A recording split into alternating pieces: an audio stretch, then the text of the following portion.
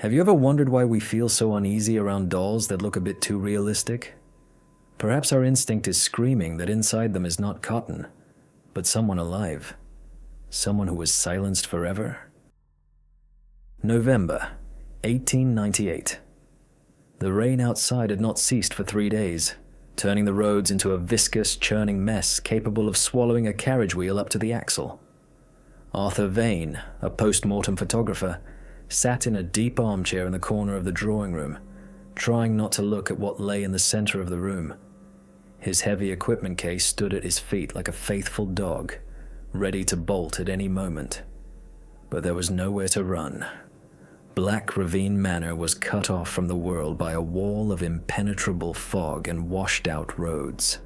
The client, Mr. Severin, had vanished into the depths of the house half an hour ago, leaving Arthur alone with the model. It was his daughter, Eliza.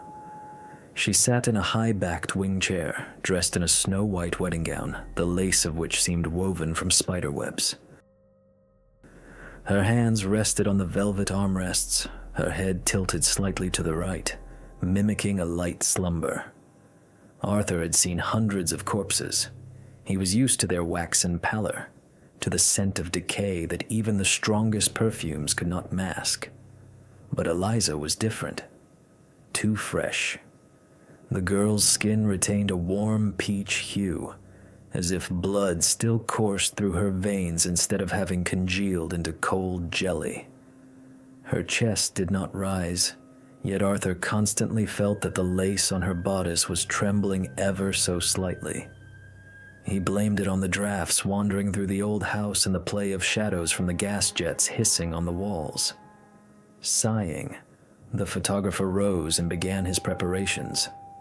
The photography process in 1898 was nothing like modern snapshots. It was a ritual. Alchemy. Arthur set up his massive tripod, mounting the mahogany bellows camera with its brass fittings. The lens, looking like the unblinking eye of a cyclops, stared directly at the deceased. "Forgive the intrusion, my lady," Arthur whispered out of old habit. He always spoke to his clients. It helped steady the trembling in his hands. He approached Eliza to adjust the folds of her dress. The fabric was dry and rustling. When his fingers accidentally brushed her wrist, he almost jerked his hand away. The body was not ice cold. It was warm. But this was not the healthy warmth of a living person. It was a stifling, musty heat, like that emanating from rotting leaves deep in an autumn forest. Arthur swallowed thick saliva. Perhaps a fever, he reassured himself. She burned up from a fever, and the heat hasn't left the body yet. He returned to the camera and covered his head with a thick black cloth, cutting himself off from the outside world. Now he saw Eliza upside down on the frosted glass of the viewfinder. In this black and white looking glass, she seemed even more macabre. Arthur began to turn the brass wheel, bringing the image into focus. The picture became sharp. He could see every eyelash, every hair that had escaped her coiffure. And then, it seemed to him that the inverted face twitched. Arthur froze, ceasing to breathe. In the silence beneath the hood, he heard only the frantic pounding of his own heart. He peered into the cloudy glass. Eliza's eyes. They were open. He had opened them himself and applied glycerin for a shine, to give the gaze a lifelike quality. But now, in the viewfinder, her pupils seemed to have shifted, as if she had crossed her eyes, trying to look straight into the lens, straight into the soul of the photographer hiding behind it. Arthur yanked off the black cloth and straightened up. Eliza sat motionless. Her glassy gaze was fixed on the void, through the camera, through the wall, into infinity. "Nerves," he muttered, wiping cold sweat from his forehead. "Just nerves in this cursed fog." It was time for the most difficult stage. There was catastrophically little light in the drawing room. To capture the girl's face on the photographic plate, a flash was required. Arthur took out the flash trough on its long handle and a jar of magnesium powder. It was a dangerous substance. One wrong move, and you could lose your fingers or set the drapes on fire. He poured a small gray mound of powder into the trough. His hands trembled treacherously, and a few grains fell onto the expensive Persian carpet. Arthur raised the device above his head, his other hand gripping the pneumatic bulb of the shutter. "Don't blink," he joked nervously, though there was no one in the room to appreciate the humor. 1, 2, 3. The click of the shutter coincided with the ignition of the magnesium. A blinding, deathly white light flooded the room, burning the shadows out of the deepest corners. For a fraction of a second while the flash lasted, the world became stark, devoid of midtones. And in that instant, when the light hit his retinas, Arthur saw something that made his knees buckle. In the bright flash, the shadows behind Eliza did not disappear. They moved. They were not projections of furniture or drapes. They were elongated, broken silhouettes standing right against the chair, like invisible puppeteers holding the body in the correct position. A dull thud resonated, and a cloud of thick, acrid smoke enveloped the room. It smelled of sulfur and burnt metal. Arthur coughed, waving his hand in front of his face, trying to disperse the bluish fog. "Damn this powder," he wheezed, peering into the haze with watering eyes. The smoke settled slowly, swirling around the wing chair like a shroud. When visibility returned, Arthur felt the hair on the back of his neck begin to rise. Eliza sat in the same pose, but something had changed. Some detail violated the symmetry he had so carefully arranged. He stepped closer, squinting from the sting in his eyes after the bright flash. Her right hand. A minute ago, before the flash, her palm had been relaxed, lying loosely on the velvet armrest, palm up, fingers slightly curled in a natural, peaceful gesture. Now, the hand was flipped over. Her pale fingers were clutching the edge of the armrest convulsively, knuckles white, crushing the fabric. The nails, which Arthur had personally filed and cleaned before the shoot, were dug deep into the upholstery, as if she were trying to hold onto the chair to keep from being dragged down somewhere, into the underworld. Arthur backed away, nearly knocking over the tripod. The camera swayed as if nodding. In the absolute silence of the house, a quiet, wet sound was heard, like someone licking parched lips. The sound came from the direction of the chair. Arthur retreated to the door, clutching the cassette with the exposed photographic plate to his chest, as if it were the greatest treasure or, conversely, a cursed artifact burning his hands through wood and velvet. He didn't stay to pack the tripod. To hell with the camera. The main thing now was to get his feet out of this drawing room, where the air had become thick and viscous as treacle. He felt that if he turned his back on the chair too quickly, he would hear not only the rustle of silk, but the slapping of bare feet on the parquet. He slipped into the corridor and walked briskly, almost running towards the wing of the house allocated for his laboratory. Severin had ordered a former pantry to be given to him, a cramped closet with no windows, which was ideal for developing, but ruinous for one's sanity. Once inside, Arthur first turned the heavy key in the lock. The click of the latch sliding into place sounded unnaturally loud in the silence, like a gunshot. But even the locked door brought no relief. The photographer leaned his back against the door, breathing heavily. His heart pounded somewhere in his throat, echoing in his temples like a dull alarm bell. He needed to calm down. His hands had to be steady. The wet collodion process forgives no mistakes, fuss, or trembling. The emulsion had to remain wet, otherwise the image would be lost, vanishing without ever being born. Arthur struck a match. A small flame flared up, casting long, dancing shadows on the walls lined with shelves full of old jars and rags. He lit the kerosene lantern with its ruby glass. The room was instantly plunged into a blood-red twilight. This light was safe for photographic materials, but for the human eye, it was torture. In this crimson haze, everything looked ominous.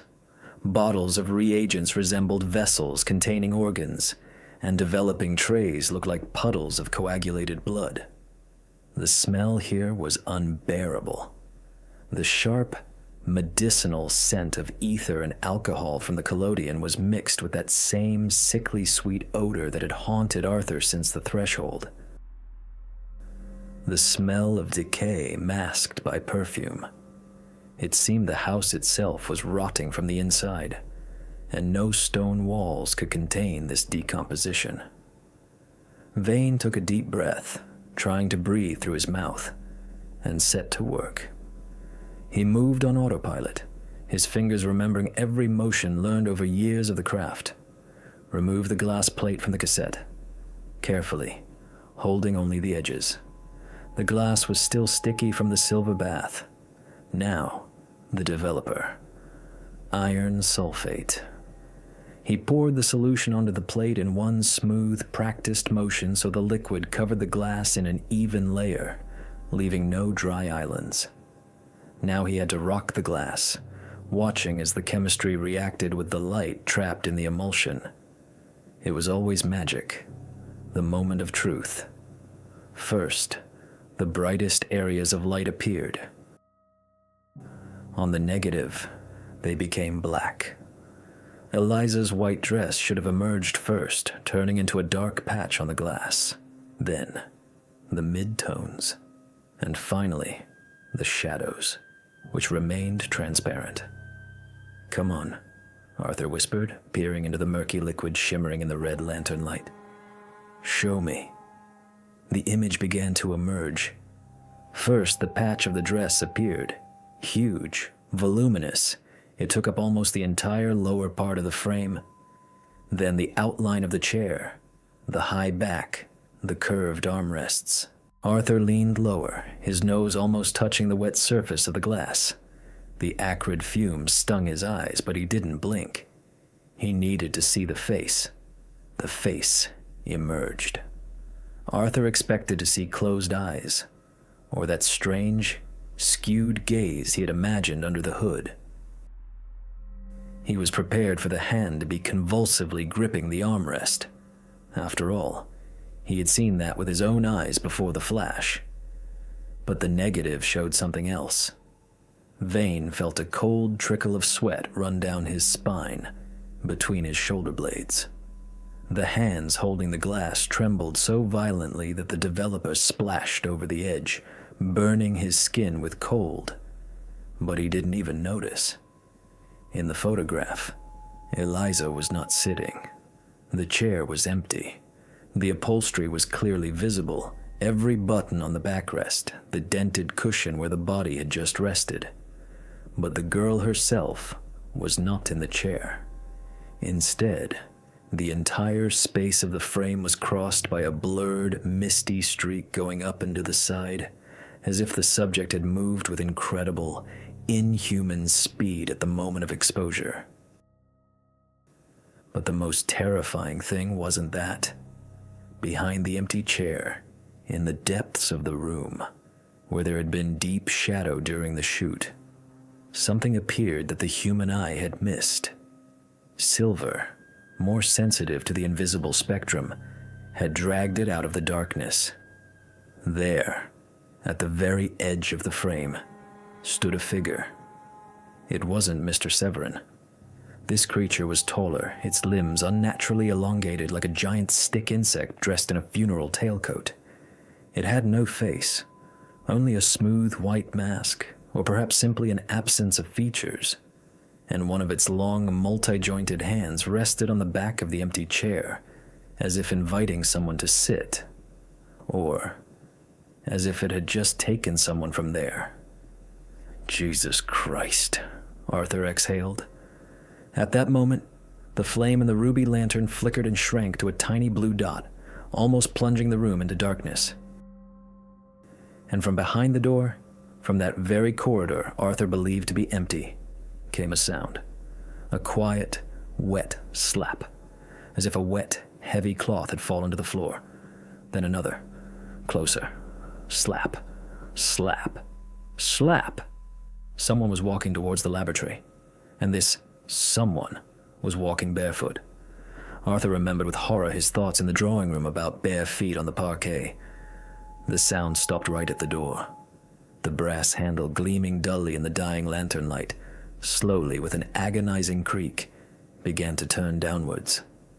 Arthur froze, afraid even to inhale, watching as the tongue of the lock, which he had engaged just minutes ago, began to be pressed into the jamb under the pressure of some monstrous force, metal grinding against metal.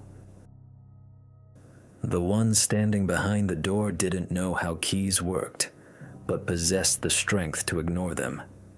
The brass handle froze, as if the entity outside had lost interest or smelled my animal fear through the keyhole. I pressed my back against the planks, feeling the wood vibrate from my racing pulse, and slid to the floor, clutching the useless glass negative which had already begun to dry, turning the horrifying truth into an eternal imprint. In the cramped closet, it became suffocating, ether and alcohol fumes burning my lungs. But going outside was more terrifying than suffocating. Yet the instinct of self-preservation demanded fresh air. Otherwise, I risked losing consciousness and becoming easy prey for the inhabitants of this house. I sat like that for what seemed like an eternity, until the ruby wick in the lantern finally drowned in kerosene, plunging me into sticky, absolute darkness, where every sound was amplified 100-fold.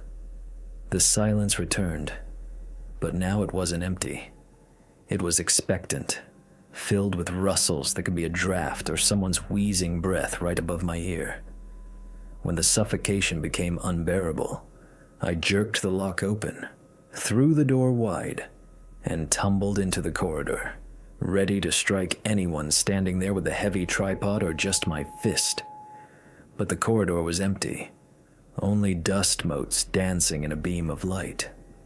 The long gut of the passageway, lined with dark panels, drowned in gloom, and only at the far end, by the stairs, a single gas jet burned, casting trembling shadows that looked like bony hands.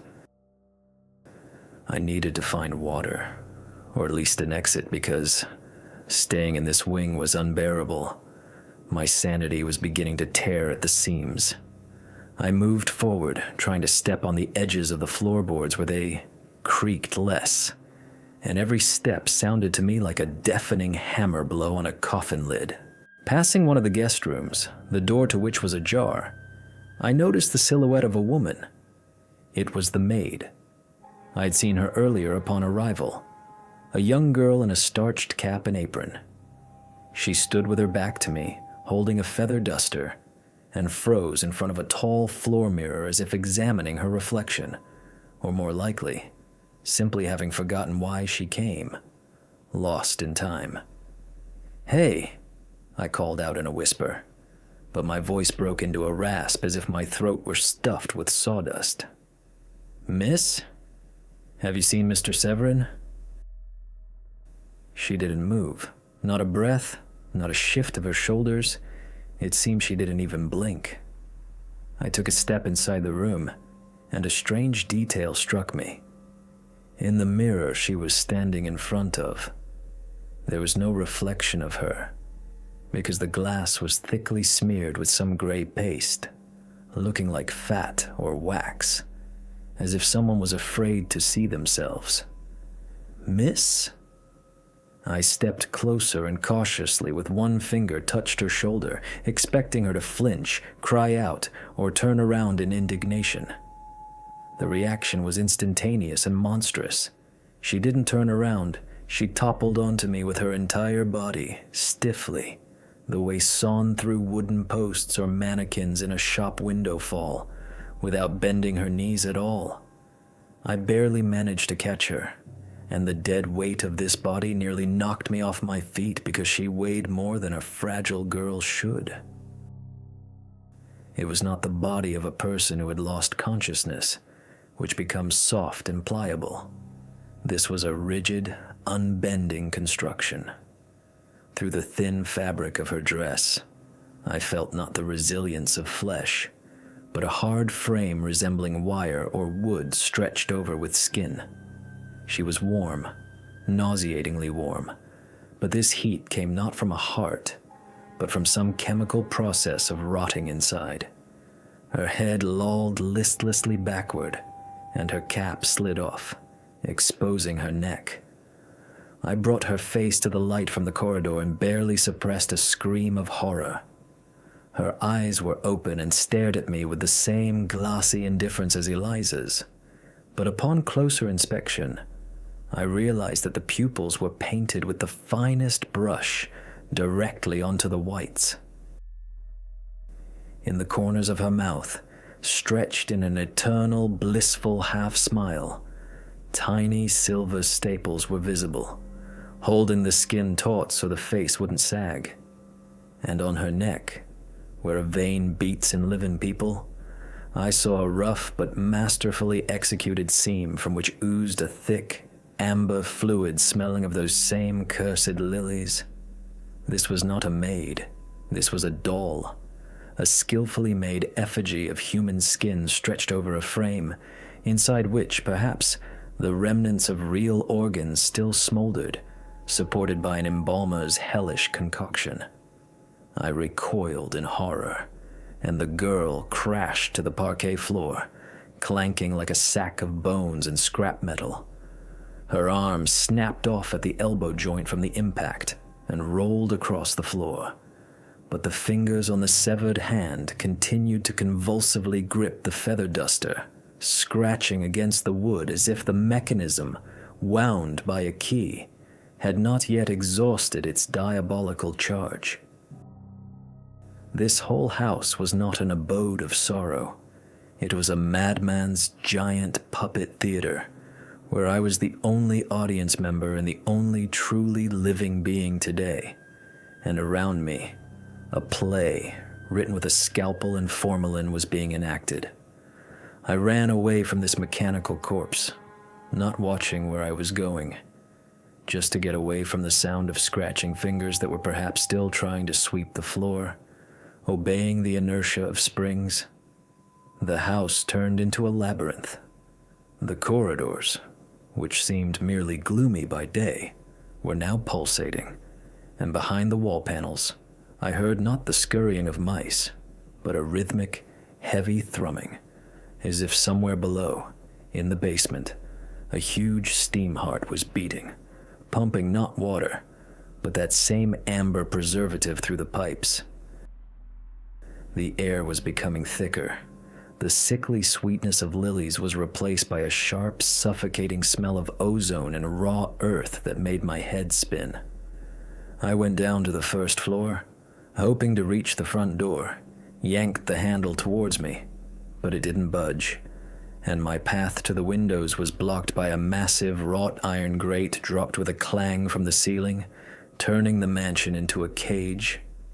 Severin had locked me inside his collection, and there was no way out.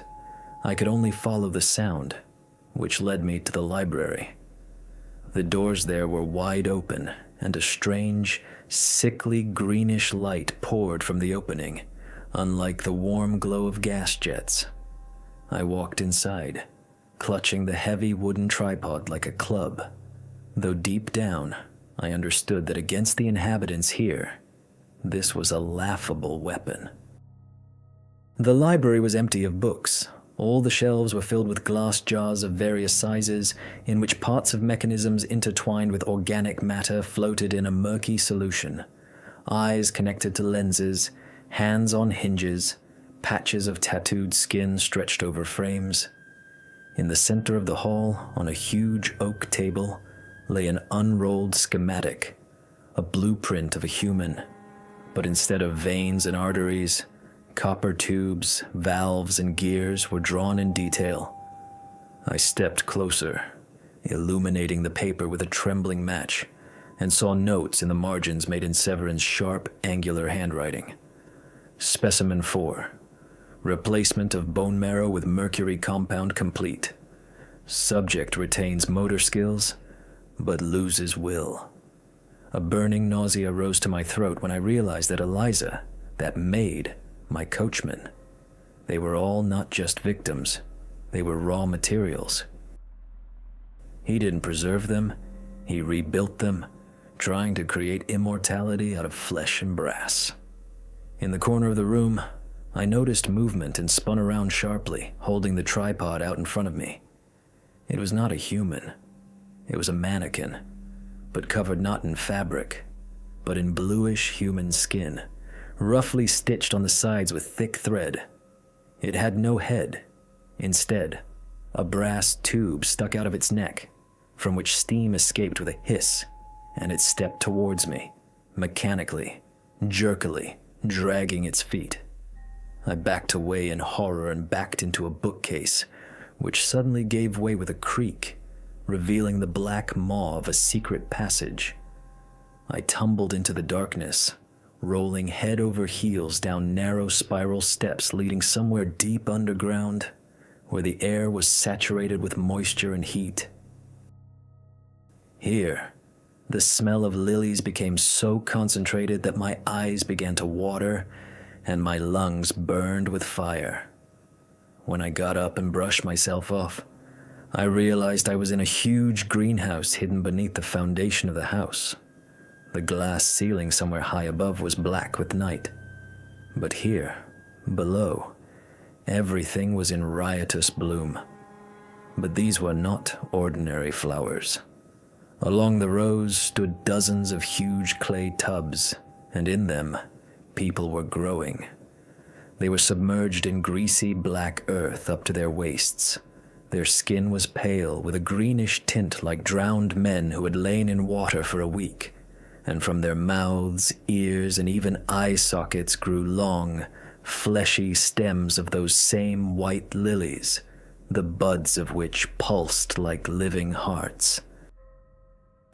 And the most terrible thing was that these unfortunates were alive.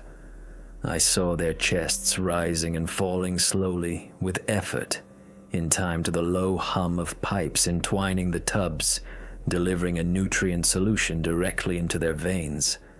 Their eyes were wide open, but they didn't blink, and they were all looking at me.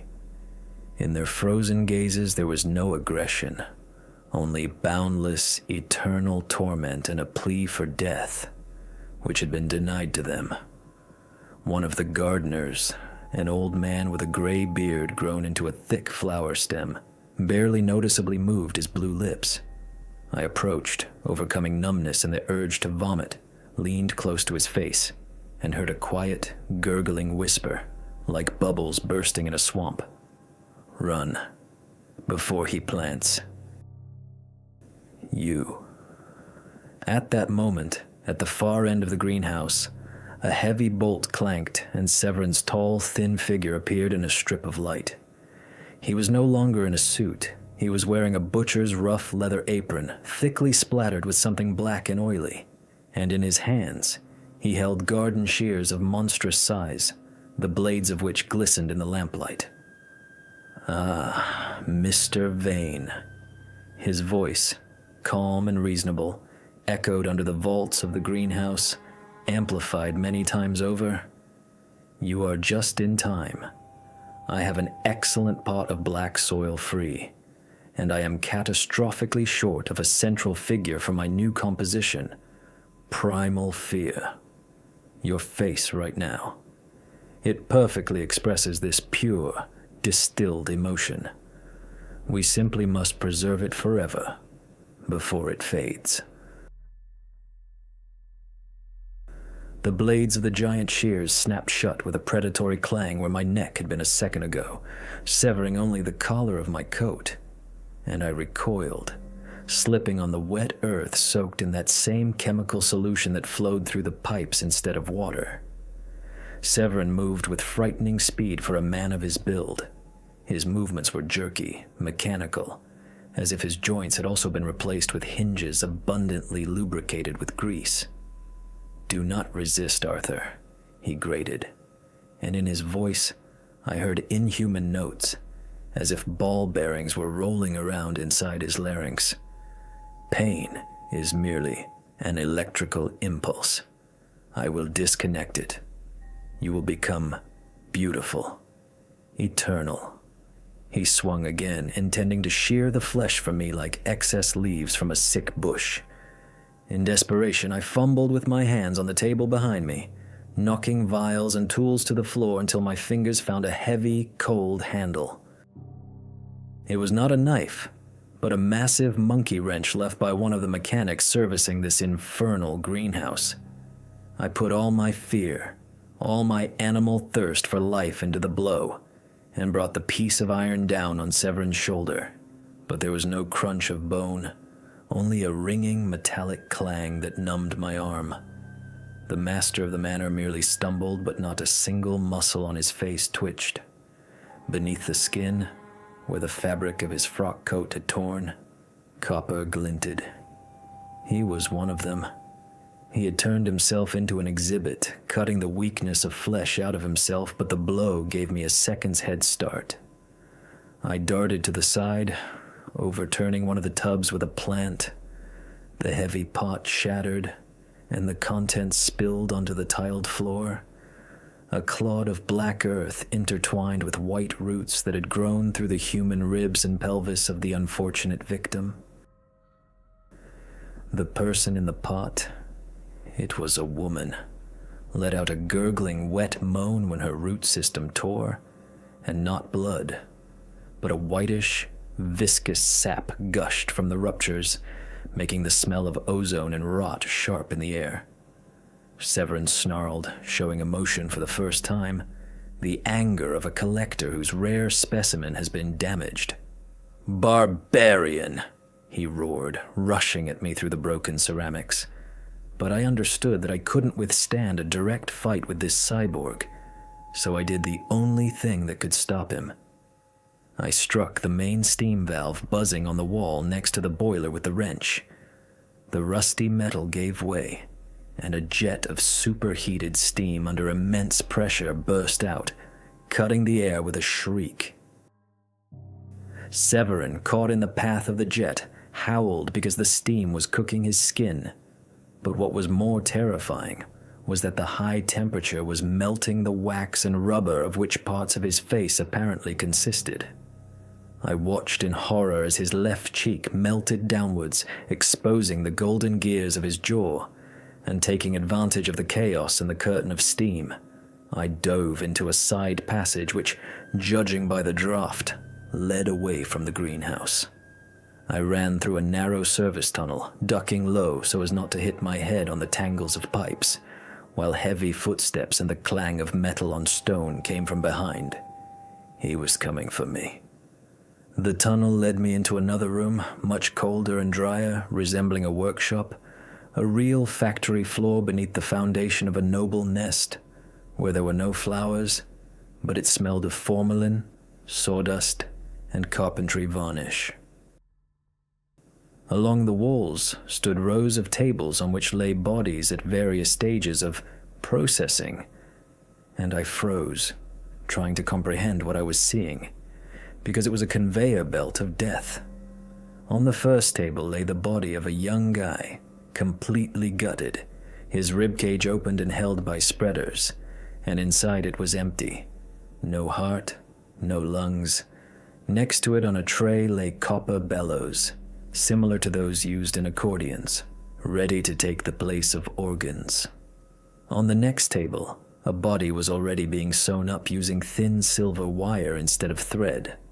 But the creepiest thing was what stood at the end of the hall. A huge glass reservoir filled with clear yellowish liquid, inside which floated a gigantic, unnaturally overgrown human brain, to which hundreds of wires stretched. It pulsed, and with this pulsation, the lamps under the ceiling flickered. "You found the heart of the house." Severin's voice sounded not from behind, but from everywhere, from speakers hung in the corners, and I realized he had driven me here intentionally. "My daughter Eliza. She was too fragile for eternity. Her body failed me, but her mind, it is here, in this tank. She controls everything. The doors, the lights, and you, Arthur." I looked at the tank. The brain inside twitched, and a ripple ran through the liquid and in my head, right inside my skull. A thin, girlish voice rang out, the very same one I'd heard in the whisper of the walls. "Daddy. It hurts. Daddy. I want to sleep." Severin stepped out of the shadow of a huge press, and half of his face was now a bare skull with rotating mechanisms, and an eyeball hung by a wire. He raised the shears and said, "She says she likes you, Arthur. She wants you to stay as her eyes, for she has none left." I backed away, bumped into a table with tools, and my hand found a jar labeled concentrated acid. It was a chance, the only chance to end this endless torment for both Eliza and myself, so I didn't throw the jar at Severin. I swung and threw it with all my might at the glass reservoir. The glass of the reservoir couldn't withstand the impact of the heavy bottle and burst with a disgusting, squelching sound, like a giant's eye being crushed, and concentrated acid mixed with shards and nutrient solution gushed in an avalanche onto the floor, flooding Severin's boots with smoking sludge. In the same second, a piercing, shrieking scream rang out in my head, and, it seemed, in the very air. But it was not a scream from a throat. It was a psychic shockwave of such force that my nose started bleeding. Eliza was dying. Her naked brain, deprived of its protective shell, turned black and bubbled under the action of the acid, writhing in death throes on the floor amidst broken glass. And with her, the house itself was dying. The lamps under the ceiling flared blindingly bright and exploded, showering us with a rain of sparks, and the mechanisms around howled, going haywire. Severin collapsed to his knees right into the puddle of chemicals, but he paid no attention to his trousers and the skin on his legs hissing and melting. He grabbed his semi-mechanical head with his hands and howled in unison with his dying daughter, because their connection was two-way, and now he felt every second of her agony as his own. "What have you done?" He wheezed, trying to stand up, but his legs, deprived of signals from the central processor that Eliza served as, obeyed poorly, and he twitched like a broken marionette. I didn't wait for him to recover, or for the crazed automatons to tear me apart. I jumped over the smoking stream and dashed to the stairs leading up. The entire basement was shaking, pipes were bursting, shooting jets of steam, and unfinished bodies fell from the tables and began to crawl chaotically across the floor, deprived of a guiding will. Emerging from the workshop into the corridors of the first floor, I entered a true hell. Servant cyborgs, who had previously stood motionless or performed routine work, were now convulsing in seizures, banging their heads against the walls, or attacking each other, tearing flesh and metal with teeth and fingers.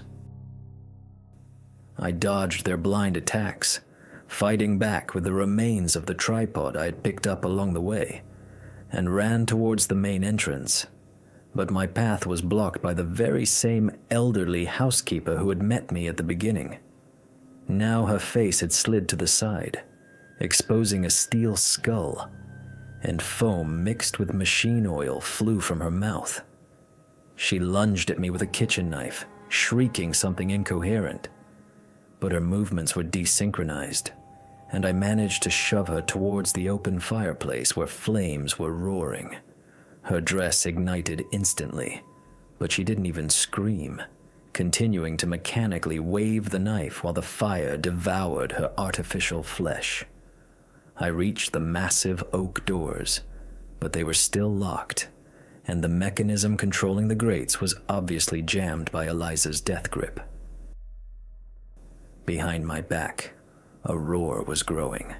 The ceilings were collapsing, and the fire from the fireplace had spread to the drapes and dry wooden panels, turning the hall into a fiery trap. The only way out was the window in the dining room, which I had noted during the day. It looked old, and the frame was rotted. I burst into the dining room, grabbed a heavy chair, and smashed it into the glass with a swing, praying to all the gods that the grate there was weaker or absent altogether. The glass flew outwards, and cold, damp air of freedom hit my face. But with it, fog as thick as milk crawled into the room. I tumbled over the windowsill, tearing my hands on the sticking shards, and fell into the wet grass, breathing heavily and coughing from the smoke. But it was too early to relax. Black Ravine Manor was burning. Tongues of flame were already licking the roof, illuminating the surroundings with crimson light. And in this uncertain light, I saw that the fog around the house was not empty. From the white veil, attracted by the noise and the smell of burning, figures were slowly trudging towards the house. These were the villagers, the very ones I hadn't seen during the day. But now, I saw them clearly. They walked silently, shuffling their feet, their eyes glowing dully in the dark, and the same tubes and wires stuck out of their bodies as the inhabitants of the mansion. Severin hadn't just created a family. He had reprocessed the entire village, turning it into his private army. And now, having lost their queen mother, this swarm of lost souls was walking towards the source of pain, towards the burning house, and I was in their way. I lay in the tall, wet grass, pressing my whole body into the mud and expecting these semi-mechanical peasants to tear me to pieces. But something strange and frightening happened. They walked past. They didn't even turn their heads in my direction. Their empty, dimly glowing eyes in the dark were riveted to the burning mansion, like moths flying to a fatal yet beckoning light. Deprived of Eliza's single guiding mind, torn apart by acid, they now obeyed the last, most primitive instinct embedded in their programs: to return to the hive, to protect the queen, even if there was no one left to protect. I watched in horror as a blacksmith with a massive iron jaw and a woman with copper tubes implanted directly into her spine walked silently, without speeding up or breaking rhythm, straight into the wall of fire engulfing the veranda. Their clothes ignited instantly, flesh blackened and burst, but they continued to walk into the inferno until the unbearable heat melted their mechanisms, causing them to fall and become part of this funeral pyre. It was the eerie, majestic suicide of an entire village, a march of the dead into oblivion. Taking advantage of this madness, I jumped to my feet and, crouching to the ground, dashed towards the forest, away from the crimson glow that turned the night into a bloody day. I ran without feeling my legs beneath me, falling into ravines filled with icy water, tearing my face on thorny branches, until the wheezing in my lungs drowned out the roar of the flames and the crack of collapsing ceilings behind me. I don't remember how long I wandered through the swamps. Days and nights merged into one continuous feverish nightmare, where every stump seemed to me a mutilated cyborg of Severin, and the noise of the wind, the whisper of a dead girl, I was found 3 days later, half alive, frostbitten, on an old tract 40 versts from Black Ravine. I told the gendarmes and doctors nothing. Who in their right mind would believe a story about people grown in pots and clockwork mechanisms inside human skulls? The official report stated that the manor burned to the ground along with its mad owner and all the servants due to the explosion of a faulty steam boiler, and the village, as it turned out later, had died out from a cholera epidemic a year ago. The graves in the local churchyard were empty, but I alone knew where their bodies actually rested, in the ash and fused metal on the ruins of the cursed house. 20 years have passed since then. I never picked up a camera again. I sold all my equipment and live as a recluse in a small room on the outskirts of London. There isn't a single mirror in my apartment. I've draped them all with thick black cloth, the very kind photographers use. Neighbors think I'm just an eccentric, senile old man, but they don't know the truth. I fear mirrors not because of old age or vanity. I'm scared to death that one day, pulling back the cloth and looking at my reflection, I will see that my pupils are painted with a fine brush on the whites, and under the flabby skin on my neck, where a vein beats in living people, a thin, barely noticeable silver seam will appear, and I will hear inside my head not my own thoughts, but a quiet, rhythmic tick-tock, tick-tock, tick-tock, counting down the seconds until the new master calls me home. Imagine this. You step out into your yard and see footprints in the snow. They lead from the thick of the forest straight to your front door. But there are no tracks leading back to the forest. The trail ends right at your doorstep. That means the person who left them is still inside. He is waiting. 1922. Bavaria. Imagine a place where the silence is so dense it presses against your eardrums, making you hear the blood pounding in your temples. This is the Hinterkaifeck farmstead. It stands isolated, far from the village, surrounded by a dense, dark forest that walls off the farm's inhabitants from the rest of the world. Here, amidst the endless snowy fields, lives the Gruber family. To put it mildly, they were complicated people. Old Andreas Gruber was a hard man, stingy and cruel, feared and disliked by the locals. His daughter Victoria, a widow, a woman with an extinguished gaze, and her 2 children, little Cecilia and baby Joseph. They lived a secluded life, letting no one in, and no one was eager to visit them either. The winter that year was particularly brutal. Snow fell for weeks, turning the farm into a white island in a sea of cold. And it was this very snow that became the first witness to the nightmare that was slowly, but inevitably, creeping to their doorstep. It all began in late March. Early one morning, as the sun was just beginning to paint the treetops a pale pink, Andreas went out into the yard. The frost bit at his cheeks, steam rolling from his mouth. The old man scanned his property with a master's eye. Everything seemed normal. The barn locked, the cattle fed, smoke curling from the chimney. But suddenly, his gaze caught something strange in the snow. Stretching straight from the edge of the forest across the entire field, right to their house, was a chain of footprints. Andreas frowned. They weren't expecting guests. The postman came rarely and always from the other side, from the road. But these tracks came straight from the thicket. The old man walked closer, his felt boots crunching on the crust. The tracks were fresh. Someone had walked here quite recently, perhaps during the night or at dawn. They were the prints of heavy men's boots, deep and clear. Andreas, a suspicious and distrustful man, decided to track the path of this uninvited guest. He followed the chain of footprints, gripping the handle of a knife in his pocket. The trail led straight to the back wall of the house, to the engine room where the diesel motor stood. The old man walked around the house. He expected to see where this person had gone. Maybe it was a drifter begging for food, or a thief eyeing the tools. But the more Andreas walked, the colder he felt inside. There were no return tracks.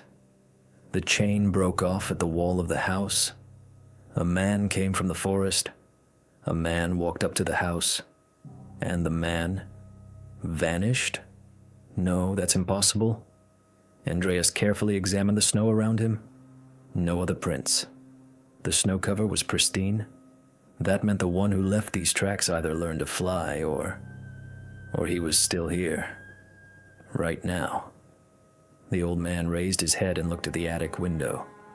It was dark and empty, like the eye socket of a skull. Did he imagine it? Or did something flicker behind the dirty glass? A shadow? He spat, driving away the bad thoughts.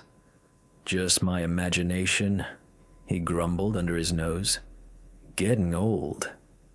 But anxiety had already lodged itself in his heart like a splinter of ice.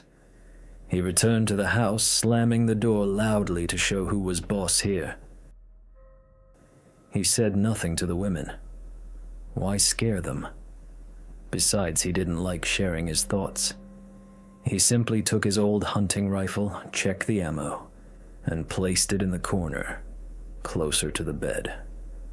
Just in case, he thought. But the strangeness didn't end there. That same evening, Andreas went to the barn. He needed to check the locks. He remembered personally locking the tool shed with a heavy padlock yesterday. He approached the door and froze. The door was ajar. The lock had been smashed off. Deep scratches were visible on the iron hinges as if someone had been picking at them with a nail or a knife. The old man went inside, lighting a kerosene lamp. Shadows danced on the walls, turning rakes and shovels into monsters. He checked the shelves. Axes, saws, hammers. Everything seemed to be in place, but something was missing. He went through the ring of keys that always hung on a nail by the entrance. The house keys were gone. The ring had vanished. Andreas felt a chill run down his spine. Who could have taken the keys? His daughter? Unlikely. She knew her father didn't like his things being touched. The grandkids? They were too small to reach the nail. That meant it was a stranger. The one who came from the forest. The one whose tracks ended at the wall. Andreas rushed out of the barn, shining his lantern into every corner. "Hey!" he shouted into the darkness. "Who's there? Come out! I'll shoot!" But the only answer was silence. The wind howled in the chimney, swaying the old spruce trees. No one replied. No one ran. The farm seemed dead. But that feeling, the feeling of a stranger's gaze, it drilled into the back of his head. Someone was watching him. From the darkness of the attic, from around the corner of the barn. The old man returned to the house, bolted all the doors and barricaded them with chairs. That night, he barely slept. He lay there, listening to the sounds of the house. An old wooden house always lives its own life. Floorboards creak, logs crack from the frost. But on this night, the sounds were different. Overhead in the attic, something was happening. It wasn't mice. Mice scratched lightly and quickly. This was a heavy sound, like someone cautiously shifting from foot to foot, trying not to make noise. Creak. Silence. Creak again. And the rustling of hay. Andreas gripped the rifle until his knuckles turned white. He knew every centimeter of that attic. Only hay for the cattle, old furniture, and rags were stored there. There shouldn't be anyone there. In the morning, the first thing he did was climb up. The ladder creaked under his weight. He threw open the hatch, ready to shoot at any shadow. But the attic was empty. Sunbeams pierced through cracks in the roof, illuminating dust dancing in the air. The piles of hay lay still. The old man walked around the entire attic. No one. But then he noticed a detail that made his breath catch. In the corner, behind an old wardrobe, the hay was flattened. Not just scattered, but specifically pressed down, as if someone had made a bed there, as if a human had curled up to keep warm. And nearby lay scraps of food, bread crusts that had clearly been stolen from their kitchen. So, he wasn't crazy. There was someone else in the house, an invisible man, a ghost, or a person who knew how to hide better than any animal. Andreas climbed down, pale as a sheet, but pride wouldn't let him admit his fear. He decided to stay silent. "I'll catch him," he thought with anger. "The rat will walk into the trap." The next day, an event occurred that finally knocked the ground from under his feet. In the morning, stepping onto the porch, Andreas found a newspaper on the steps. It was a Munich newspaper, a publication no one in their backwoods read. The postman hadn't brought it. They didn't subscribe to it. Where did it come from? The paper was fresh, just a couple of days from the press. Who brought it here? Through the forest? Through deep snow? And why place it on the porch? It looks like a mockery, like a message. I am here. I am close. I read the news while you sleep. Andreas crumpled the newspaper and threw it into the stove. The fire greedily licked the paper, devouring the letters. But it was impossible to burn the fear. The atmosphere in the house was heating up. Victoria, the daughter, was walking around like a ghost herself. She felt something too.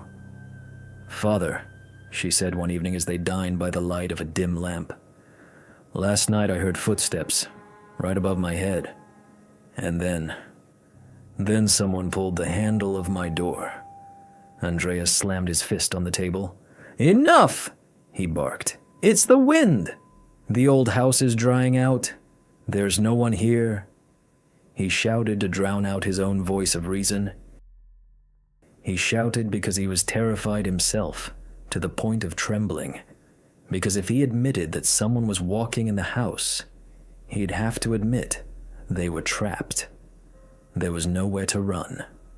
Kilometers of snowy wilderness lay between them and the nearest neighbors. And the enemy was already inside. The horror truly began when the new maid, Maria, arrived. The previous one had fled 6 months ago, crossing herself and muttering that the farm was unclean, that someone was watching her. Maria was a simple, sturdy woman, not prone to fantasies. She arrived on Friday, March 31st, on the last day of their lives. She unpacked her things in a small room next to the kitchen. All day she bustled about the house, trying to ignore the gloominess of the hosts. But in the evening, when the house plunged into sleep, Maria couldn't close her eyes. It seemed to her that from behind the wall, from the very tool closet where the tools were kept, came a whisper. A quiet, unintelligible whisper. And breathing. The heavy, wheezing breath of a man standing right behind the thin partition. She pulled the blanket up to her chin, praying for morning to come. She didn't know that this morning would be her last. She didn't know that the one breathing behind the wall had long since studied their schedule. He knew when they ate, when they slept, when they went to milk the cows. He lived one life with them, remaining in the shadows. He was like a parasite that had infiltrated a body and waited for the right moment to strike. And that moment arrived. In the evening, when twilight thickened over the Hinterkaifeck farm, suddenly something crashed in the barn. The sound was loud, sharp, like something heavy falling. Andreas, sitting by the stove, raised his head. "The cattle are acting up again," he grumbled. He reluctantly stood up, threw a sheepskin coat over his shoulders, and took a lantern. "I'll go look," he told the women. He opened the door and stepped into the darkness of the yard. Snow crunched under his feet. The wind threw icy grit into his face. Andreas walked to the barn, unaware that every step was a step into his grave. He approached the doors, opened them, and went inside. The lantern light snatched hay, firewood, and sleeping cows from the gloom. Everything seemed calm. But what then had crashed? The old man walked deeper to where the chaff cutter stood. And there, in the thick shadow, he saw movement. Someone was standing behind a pillar. "Who's there?" Andreas shouted, raising the lantern. And at that moment the shadow detached itself from the wall. It was a man, tall, his face hidden by a cloth. In his hands, he held something heavy, a mattock, an old, rusty mattock used for breaking frozen ground. Andreas didn't even have time to scream. The blow was terrible.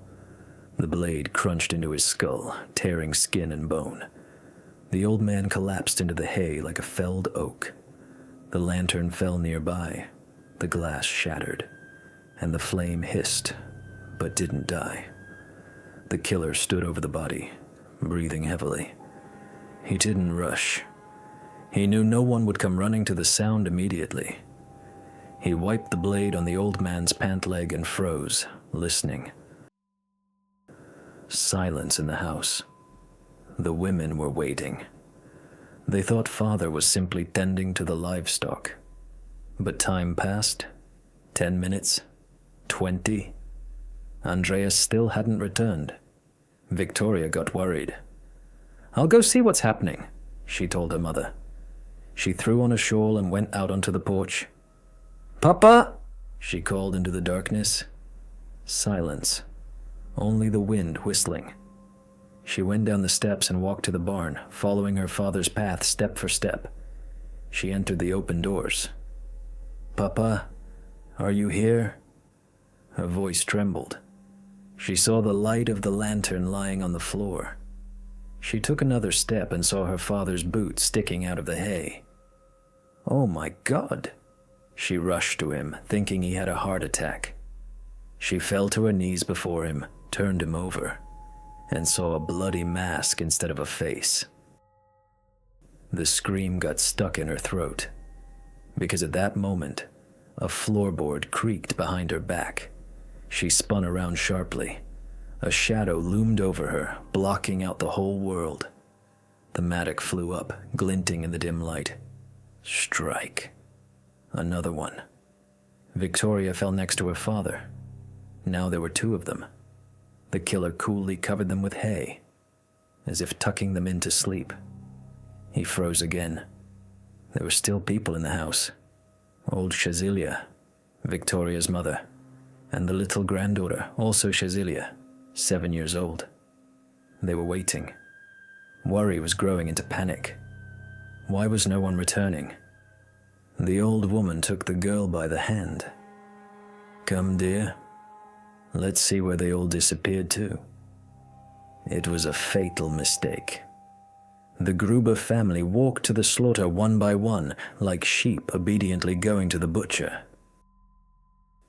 They entered the barn together. The girl saw her mother's legs sticking out from under the hay and screamed. This scream was short. The killer knew no pity. He dispatched the old woman with one blow. But with the girl, it was worse. She didn't die immediately. In panic, stunned, with a shattered head, she lay next to her dead mother and grandmother, tearing her hair out in clumps, clutching it in her fists. She lay dying in agony for several hours. And the killer stood and watched. Or perhaps he went to the house. After all, 2 more remained there. The new maid Maria, who was sleeping in her room, and baby Joseph in the carriage. The work was not yet finished. He stepped over the bodies, wiped the mattock on the snow by the threshold, and entered the house. Now he was the master here. The floors creaked under his steps. But now he didn't need to hide. He walked confidently. He was going to kill the sleepers.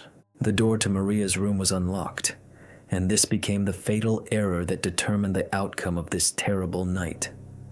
The killer pushed the panel, and the old hinges let out a quiet, pitiful groan that drowned in the noise of the wind outside the window. Maria, tired after her first day of work, slept a heavy sleep, covered with a down comforter up to her chin. The room smelled of dried lavender and old wood, and this peaceful smell of home contrasted sharply with the horror that had crossed the threshold. The man with the mattock moved silently, like a shadow. He knew this house better than the owners themselves, for he had watched them for weeks, studying every floorboard. He approached the head of the bed. There was no hesitation in his movements, no pity, only cold, mechanical calculation. The heavy tool swept upward, barely missing the low ceiling. The blow was dull and terrible. Maria didn't even have time to wake up. Her life was cut short in an instant, turning sleep into eternity. Now, only one living person remained in the house besides the killer himself. Little Joseph, Victoria's son. He was only 2.5 years old. He was sleeping in the parents' bedroom in a wicker carriage standing next to his mother's huge, empty bed. The killer walked down the corridor, leaving bloody footprints from his rough boots on the floor. He entered the bedroom where the clock ticked, measuring out the last seconds of the child's life. The shadow loomed over the carriage. The killer looked inside. The boy slept, arms spread out, trustingly and serenely. But for the one holding the bloodied mattock, this was not a child. This was an extra witness, a hindrance to be eliminated. The blow was of such force that it shattered the carriage's hood. The silence in the house became absolute. 6 people were dead. It would seem this is where it should all end. The criminal should grab the money, of which there was plenty in the house, and flee into the forest, escaping justice. But what happened next does not fit into the mind of a normal person and turns this crime into an act of transcendent madness. The killer didn't leave. He calmly wiped the blood from his hands with a rag found in the kitchen. He felt tired after the work and hungry. He found bread, cut himself some sausage, took brandy from the cupboard, and had a feast, sitting at the table surrounded by dead silence. He ate, drank, and stared into the dark window, feeling like the rightful master of the farm. And then he went to sleep. Right there, in the house where the bodies of his victims lay in the neighboring rooms and in the barn. He spent not just one night in this house. He lived there for 3 days. For 3 long days, smoke curled from the chimney, creating the illusion of life. The killer stoked the stove so as not to freeze. He cooked himself food. But the most striking thing, he fed the cattle. The cows in the barn began to moo from hunger, and the killer, stepping over the mountain of corpses of Andreas, Victoria, and the old woman, poured them feed. He milked them so the animals wouldn't suffer from pain, and then drank that milk in the kitchen. It was some kind of monstrous household ritual. He even tied the dog, a Spitz, in the barn so it wouldn't run away. During all these days, people approached the farm, but the killer, like an invisible spider, watched them from cover. On April 1st, coffee sellers Hans and Edward came. They knocked on windows, shouted, called the owners, but only silence answered them. The killer stood behind the curtain, gripping a knife, ready to attack if they dared to enter. But they left. On Sunday, the family didn't come to church, which surprised the neighbors, but no one decided to check. On April 4th, the mechanic Albert Hoffner came to fix the chaff cutter engine. He worked for a whole hour in the yard and in the engine room. He whistled, clanged tools, even had a snack sitting on the threshold of the house. He didn't know that behind the door, just a couple of meters from his back, lay the murdered Maria, and from the darkness of the attic or window, a pair of cold eyes watched him. Hoffner fixed the engine, started it, and left, never having met a single living soul. But it was the sound of the running engine that became the signal for the neighbors. Lorenz Schlittenbauer, who lived nearby, noticed that the chimney was smoking. The engine was running, but no people had been seen for 4 days. The postman also complained that the mail wasn't being picked up. The anxiety that had been accumulating all this time grew into certainty. Trouble had happened. Lorenz gathered 2 men, Jakob Sigel and Michael Pearl, and they moved toward the farm. It was April 5th. The snow was already melting, turning into a dirty mess. The farm stood dark and ominous. The dog in the barn barked, hearing strangers. The men approached the barn doors. Lorenz pushed the heavy panel. A thick, nauseating smell of decomposition mixed with the smell of manure hit his nose. In the gloom, they saw a strange pile of hay. A human leg was sticking out from under it. Lorenz, overcoming horror, threw back the hay. A scene from hell opened up before them. 4 bodies lay on top of each other, like dolls thrown into a heap. The faces of old Andreas and Cecilia were smashed beyond recognition. Victoria lay nearby, and the most terrifying detail, the one that made the men's legs give way. Little 7-year-old Cecilia. Forensics would later show she lived for several hours after the attack. In agony, stunned and maddened by pain, she had torn her own hair out, clutching it in her fists. She died slowly, next to the corpses of her family. Horrified, the men rushed into the house, hoping to find survivors there. But the corridor met them with emptiness. In the kitchen stood dirty dishes, the remnants of the killer's feast. The door to the maid's room was open. There, on the bed, lay Maria. And in the bedroom, in the shattered carriage, they found little Joseph. 6 lives had been wiped from the face of the earth. The police, arriving from Munich, were at a dead end. At first, they thought it was a robbery. But during the search, huge sums of money, gold coins, jewelry, and mortgage bonds were found in the house. All this lay in accessible places, in unlocked dresser drawers. The killer didn't take a single pfennig. He didn't come for wealth. He came to exterminate the Gruber family. The investigation was conducted with incredible thoroughness, but also with monstrous errors. The heads of the victims were separated from the bodies and sent to Munich to clairvoyants, hoping they would point to the killer. But the mediums remained silent. Thousands of interrogations, hundreds of suspects, from drifters to Lorenz Schlittenbauer himself, who had a motive. He was Victoria's lover and possibly the child's father. But no evidence was found. The killer seemed to dissolve into thin air. He left just as he came, through the forest, leaving behind only a riddle. Who was it? A mad avenger? A psychopathic drifter? Or someone close who hated old man Gruber enough to live for 3 days in a house with his corpse? The Hinterkaifeck farm was demolished a year after the tragedy. People feared this place. But even when the walls fell, the fear remained. Local residents still say that in the forest, on the site of the former homestead, you can sometimes see footprints in the snow. Tracks that lead from the thicket to the empty field, but never return. This was a story about how the scariest monsters aren't ghosts or demons. They are people who live among us, breathe the same air as us, and sometimes hide in our attics. March 31st, 1922. Friday. The day at Hinterkaifeck was fading, giving way to twilight, which seemed particularly thick and ominous that evening.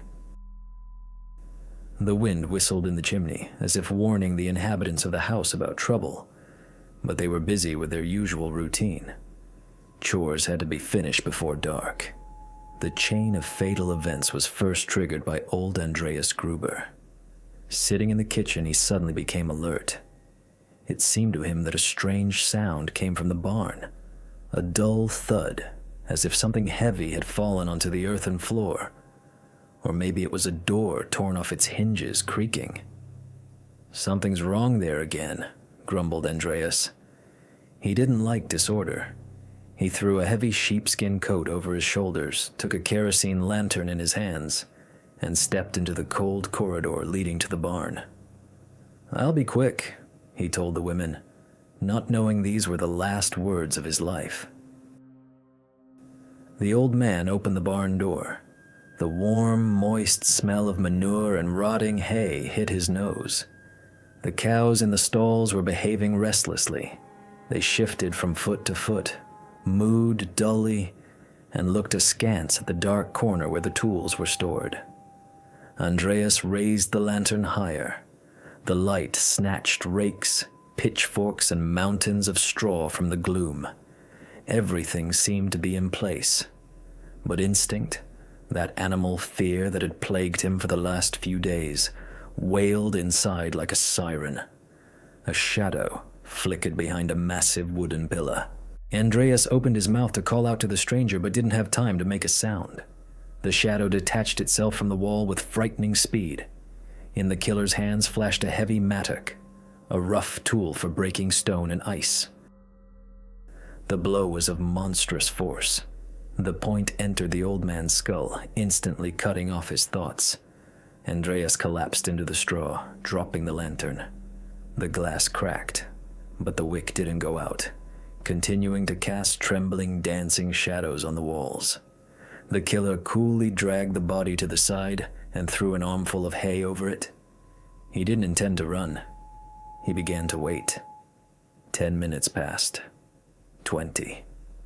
An anxious silence hung in the kitchen.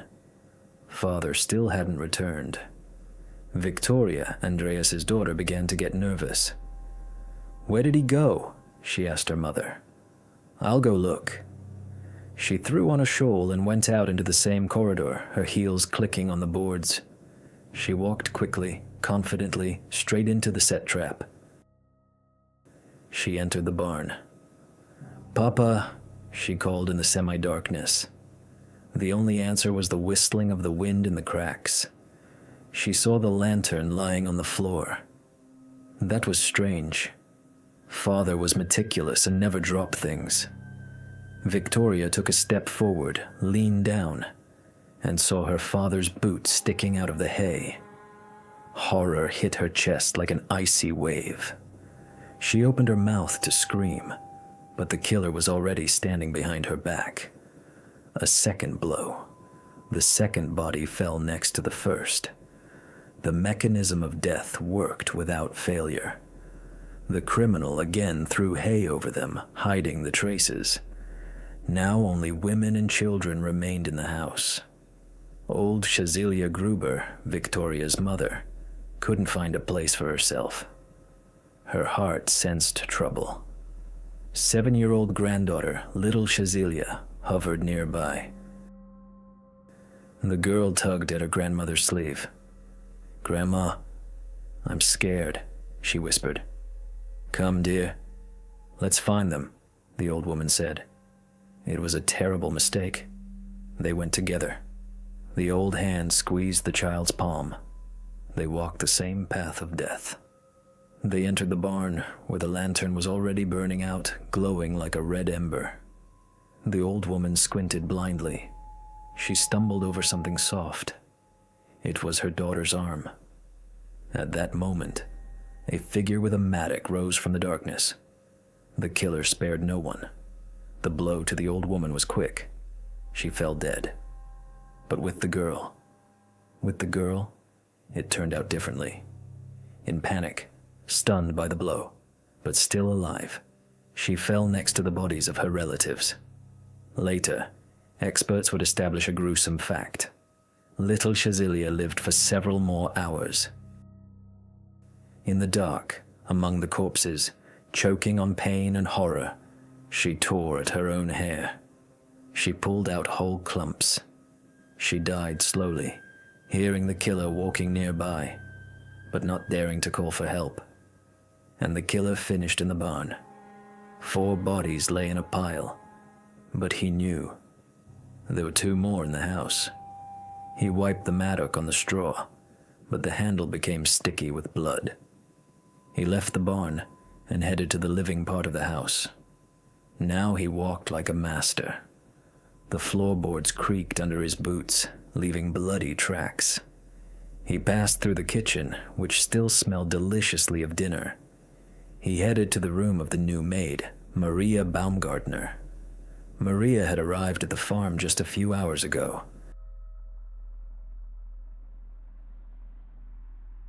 She was so tired from the road that she went to bed early and didn't even lock the door. She slept, dreaming of a new life, unaware that her first day on the job was her last. The killer pushed the door. Moonlight fell on the bed. 1 precise blow with the point to the temple. Maria died instantly, in her sleep. 5 victims. The last one remained. 2-year-old Joseph. He slept in his mother's bedroom in a large wicker carriage. The killer entered the main bedroom where the clock ticked loudly. Victoria's huge bed was empty. The killer approached the carriage. The child slept, arms spread out. For the man with the mattock, this wasn't a child, but merely a witness. Unnecessary noise. A swing. The blow destroyed both the carriage and the little life. That was it. Silence. Absolute, dead silence covered Hinterkaifeck. 6 people were dead. But what happened next is scarier than the murders themselves. A normal person would run from there without looking back. But this one, he calmly put the mattock in the corner. He went to the kitchen, found a rag, wiped the blood from his hands. He felt hunger. Soup stood on the table. The killer sat at the table, pulled over a dead man's plate, and began to eat. He ate bread. He found brandy in the cupboard and drank. He sat in a house full of corpses and simply had dinner. He felt at home here. And then he went to sleep. He didn't go into the forest. He stayed the night. He lived on the farm with the corpses for 3 more days. He stoked the stove so the neighbors would see smoke. He cooked himself food. And the maddest thing, he fed the cattle. The cows mooed, and the killer went out to the barn, stepped over the mountain of his victims' bodies, and poured feed for the animals. He even milked them, and then drank that milk in the kitchen. It was transcendent cold-bloodedness. All these days people approached the house, knocked, but he watched them from behind the curtain, gripping a knife. He played a terrible game. I am here, but you don't see me. He left only when he realized the game had dragged on, leaving behind an unsolved mystery and 6 graves. April 4th, 1922 arrived. Tuesday. A heavy, oppressive silence hung over the Hinterkaifeck farm, broken only by the barking of the dog locked in the barn. Residents of the surrounding farms had already begun to whisper. Too many oddities had piled up over these days. The postman complained that Saturday's mail still lay untouched on the kitchen windowsill. The mechanic Albert Hoffner, who fixed the engine in the yard, cursed that none of the owners came out to accept the work, although someone was clearly in the house. And most importantly, the smoke. Neighbors saw smoke rising from the chimney all these days. That meant the stove was being stoked.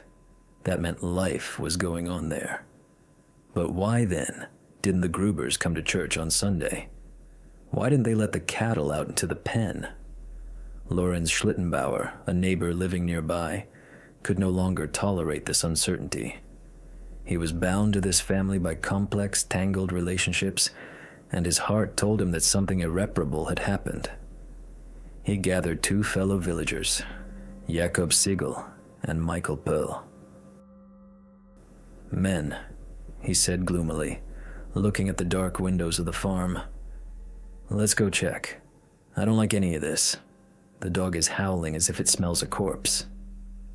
Around 5 in the evening, the 3 men moved toward the homestead. The road was messy from the spring thaw. Feet got stuck in the mud, but they walked quickly.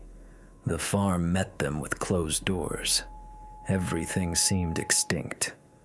But that was a deception. Inside this silent house hid a nightmare they were about to see. They approached the engine room. The door was ajar. Schlittenbauer went first. He pushed the heavy barn panel.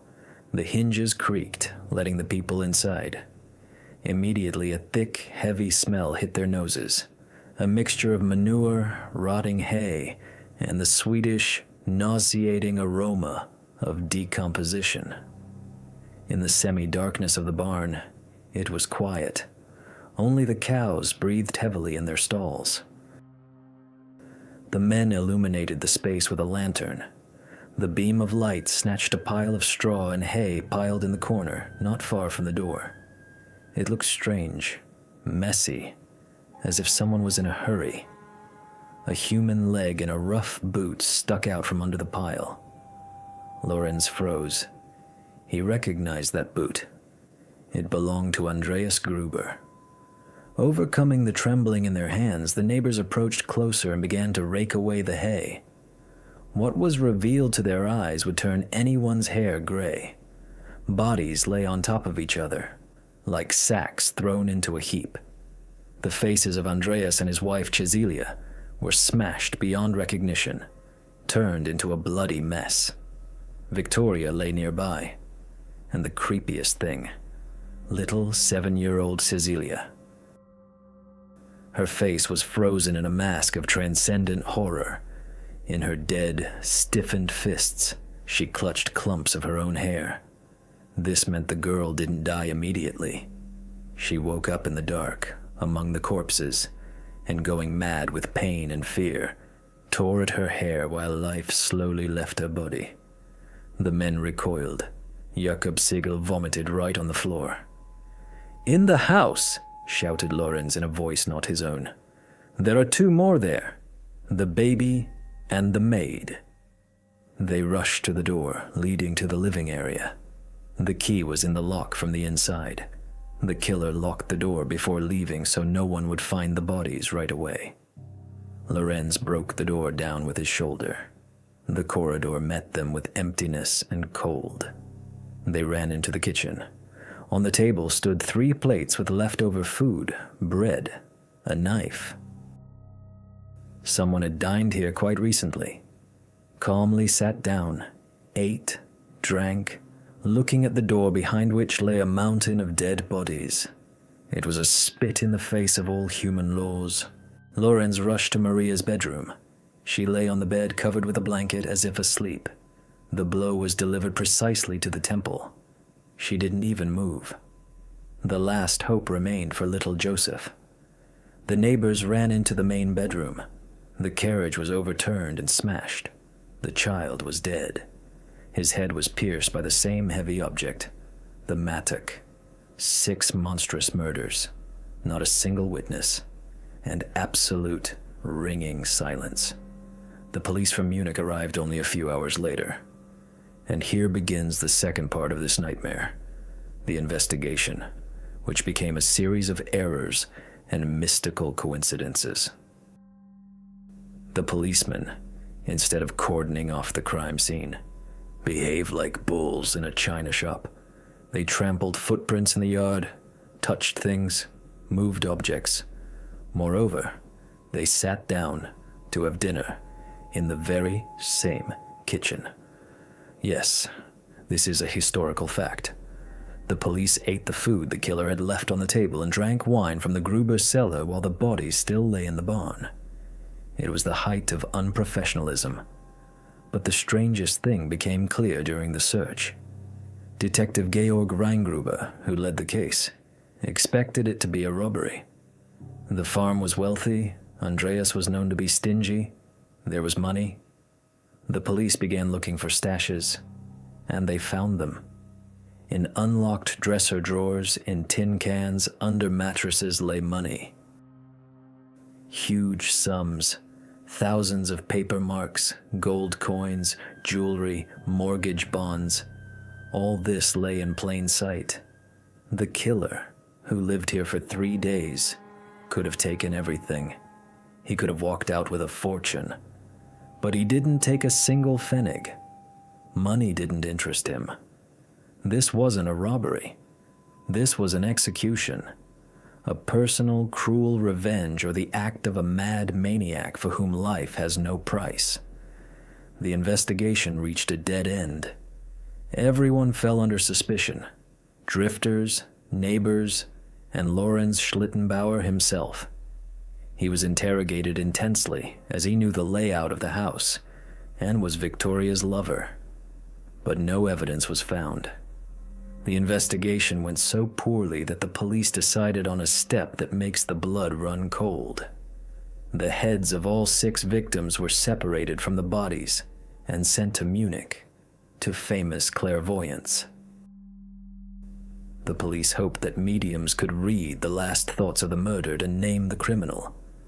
It sounds like nonsense, but in 1922, it was reality. Of course, the heads remained silent. The clairvoyants saw nothing, and the skulls were lost somewhere in the archives during World War II. The bodies were buried headless. The killer was never found. He left the house as unnoticed as he came. The footprint in the snow that once led to the house had long melted. No one ever found tracks leading back to the forest. Perhaps he walked away down the road, blending into the crowd, with you, with us. The Hinterkaifeck farm stood for another year. People bypassed it. They said that at night lights were seen in the empty windows, that footsteps were heard from the attic. In 1923, people couldn't take it anymore and demolished the cursed house to the ground. Now a flat field stretches across this place. There stands only a small chapel with the names carved on it: Andreas, Cecilia, Victoria, Little Cecilia, Joseph, Maria. But even now, 100 years later, locals don't like to go there after sunset. They say that if you listen closely, in the noise of the wind, you can hear the thud of a mattock on frozen earth and the heavy footsteps of the man who came from the forest to stay forever. The story of Hinterkaifeck is not just a detective story. It is a reminder that evil does not always need a motive. Sometimes it just comes, tramples your floor with dirty boots, eats your food, and sleeps in your bed while you are dead. And the scariest thing, it can be anywhere, right now. This case has remained a cold case for 100 years. It proves only one thing: the scariest monsters are not ghosts. They are ordinary people who live among us. They breathe our air, walk our streets, and sometimes come to visit us uninvited. 3 armed bandits against 1 old railwayman. No help for miles, no escape. They thought they had trapped a helpless victim. They were wrong, because when the old man turned off the lights and picked up his axe, the hunters became the prey. This is the chilling true story of the night the Siberian railway ran red. The 294th verst of the Siberian railway met the night with a white, impenetrable shroud that blanketed the taiga, erasing the boundaries between sky and earth and turning the familiar landscape into a chaos of flying snow and howling wind. The blizzard had started suddenly as if someone up above had slit the belly of a massive sack filled with ice grit, and now the elements were raging, trying to sweep away everything in their path, including the small track walker's hut, huddled against the embankment. Zakar, an old track walker hardened by years of service, pulled his hood lower over his forehead, shielding his face with a mitten from the stinging lashes of the wind, and stubbornly marched along the track, checking the rails, because this habit had etched itself into his bones over 30 years of service, and had become as inevitable as breathing. Even in weather like this, when a good master wouldn't turn a dog out into the yard, the service demanded inspection, and Zakhar knew that if he missed a crack in a rail or a drift on a switch, it could cost the lives of hundreds of people. The rails hummed under the pressure of the wind, vibrating like the taut strings of a giant instrument, warning that nature was not in good spirits today, while the lantern in Zakhar's hand, swaying from side to side, snatched from the darkness only slanting strokes of snow and snow-covered sleepers that looked like the ribs of a colossal skeleton. The kerosene wick sputtered, the glass was sooty, and the light was dim, yellow, and sickly, barely piercing the milky murk of the storm. Zakhar stopped at a switch. The mechanism, greased with thick grease just yesterday, had now turned into an ice sculpture, and snow had packed into the gaps between the point and the stock rail, compressed into stone.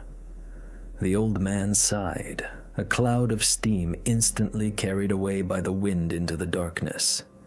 He set the lantern on the snow, pulled a scraper from his belt, and began to clear the ice, working methodically and stubbornly, hearing the metal grate against metal, striking sparks that instantly died in the snowbank. His hands inside the sheepskin mittens were numb, but Zakhar did not hurry, realizing that if the switch froze solid, the morning freight train might derail and a wreck on his section would mean hard labor. Though looking at the endless dead whiteness around him, Zakhar thought that penal servitude differed little from his current life as a lonely widower. He had lived alone for 5 years now, ever since his wife died of typhus. The children had scattered to the cities and didn't write, and only his dog Polkin, a huge, shaggy Siberian wolfhound, brightened his solitude in the company hut, warming the cold evenings with his heat. Having finished with the switch, Zakhar straightened up, his lower back cracking, feeling the wind intensify, droning somewhere high above the tops of the cedars as if a cast iron shell were flying there, and picking up the lantern he headed back to the house, the light in the window of which was invisible, as the blizzard hid everything within 5 paces. He walked by memory, counting the telegraph poles, 10, 11, and at the 12th, he stopped dead, because the telegraph wire, usually taut between the insulators, was now sagging in a pitiful loop and disappearing into a snowbank, which meant a break and no connection to the station. If a train got stuck or trouble struck, there was nowhere to wait for help. He was alone for dozens of versts, and this thought, usually familiar, today for some reason, pricked him under the ribs with a cold needle of anxiety, for there was something evil, unnatural, and foreboding in this blizzard. Reaching the porch, he spent a long time sweeping his felt boots with a broom so as not to drag snow into the hut. The door opened with difficulty, propped up by a drift, and he tumbled inside along with clouds of steam. Inside it was warm and smelled of habitation, dry herbs, coarse tobacco, and cabbage soup simmering in the stove, and Polkin, dozing by the hearth, raised his large head and growled deeply, but recognizing his master, immediately thumped his tail on the floor. "Quiet, it's me," Zakhar grunted, hanging his heavy, frozen sheepskin coat on a nail. He walked to the table where a second lamp stood and turned up the wick, making the light brighter, chasing the shadows into the corners and illuminating the sturdy, 5-walled, government-issued log cabin. In the icon corner, the faces of saints darkened, a lampada flickering beneath them. On the wall hung an old Burden rifle, the track walker's faithful companion, and a bandolier, reminders that the times were turbulent. Trains with cripples and embittered soldiers were coming from the east. Escaped convicts roamed the taiga, and revolution, as the train engineers said, had already ignited riots in the cities. Here, in the backwoods, news arrived a month late, but the scent of trouble seemed to be carried by the wind, and Zaka, pouring himself a mug of hot tea from the samovar and breaking off a piece of stale bread, sat by the window, trying to see at least something through the frozen glass. But there was only darkness. The telegraph apparatus on the small table in the corner was silent, although usually at this hour the duty officer from the station tapped out a check. But now the copper key was frozen like a dead finger, and the silence in the house was dense, oppressive, broken only by the ticking of the wall clock and the howling of the wind in the chimney. Suddenly Polkan jumped up, the hackles on his neck standing on end. The dog growled low and gutturally, staring at the door, and Zakar froze with the mug at his mouth, knowing the dog wouldn't bark for nothing. It wasn't a bear, which sleeps in winter, and not wolves, which would howl. "Who's there?" Zakar asked the dog quietly, slowly setting the mug on the table. But Polkan didn't answer. He walked to the door and sniffed at the crack in the threshold, grumbling deeply. And then Zakar heard, through the howl of the wind, a heavy, persistent knocking of something hard against the solid wood of the door. Boom, boom, boom. They weren't knocking with a hand, but perhaps with a rifle butt or the handle of a knife, and Zakar rose soundlessly, stepped to the wall, took down the Berdan rifle, which always had a cartridge in the chamber, the rule of the taiga, and cocked the hammer, the click of which sounded like a gunshot in the silence. "Who is it?" he shouted without approaching the door, his voice firm, not senile, and behind the door there was silence for a moment. Then a voice came, muffled by the thick wood and the wail of the blizzard, demanding to open up because they were people, and they were freezing. "Open up, Father! We're freezing! We're people!" the voice shouted, hoarse and strained. But there was something in it Zakar didn't like, a tone too commanding for someone begging for help. "What people?" he asked, holding the barrel aimed at chest level. "Where from on a night like this?" And the voice replied with notes of irritation that they were hunters. They had gotten lost, fallen behind the convoy, and were asking to be let in for Christ's sake, or they would freeze to death. Zakar frowned, realizing that hunters wouldn't stick their noses out of a winter cabin in such a blizzard. They sensed the weather a day in advance, and besides, fur-bearing animals had long been scared away by the trains here. "No windows to check," Zakar muttered to himself, "and if you open the door, you can't slam it back shut." And Polkan burst into barking, no longer holding back, throwing himself at the door, to which someone outside barked back to quiet the dog, adding that their comrade had frost-bitten legs and couldn't walk, threatening that if he didn't open, it would be worse. It would be worse. This slip of the tongue grated on his ears. They weren't asking, they were demanding, and Zakar understood his choice was small. The door was strong, but if they had an axe or a crowbar, they would break it down, and if they started shooting through the windows, he would be trapped in the hut, and by law, he was obliged to render aid to those in distress. "Step away from the door," he shouted. "I'm unbolting it now. No funny business. I have buckshot for wild boar. It'll tear half your gut out." And he approached the door, holding the rifle with one hand, while the other groped for the heavy iron bolt, the cold of which burned his fingers. Zakar yanked back the bolt, pushed the door with his shoulder, and a cloud of frosty steam, snow, and a vortex of icy air burst into the hut, making the flame in the lamp flare and nearly go out, causing shadows to dance a wild dance on the walls. 3 men stood on the threshold, and the one who had spoken entered first. Tall, in a snow-covered fur coat, his hood wrapped in a scarf so that only his eyes were visible, eyes that were sharp, prickly, and light.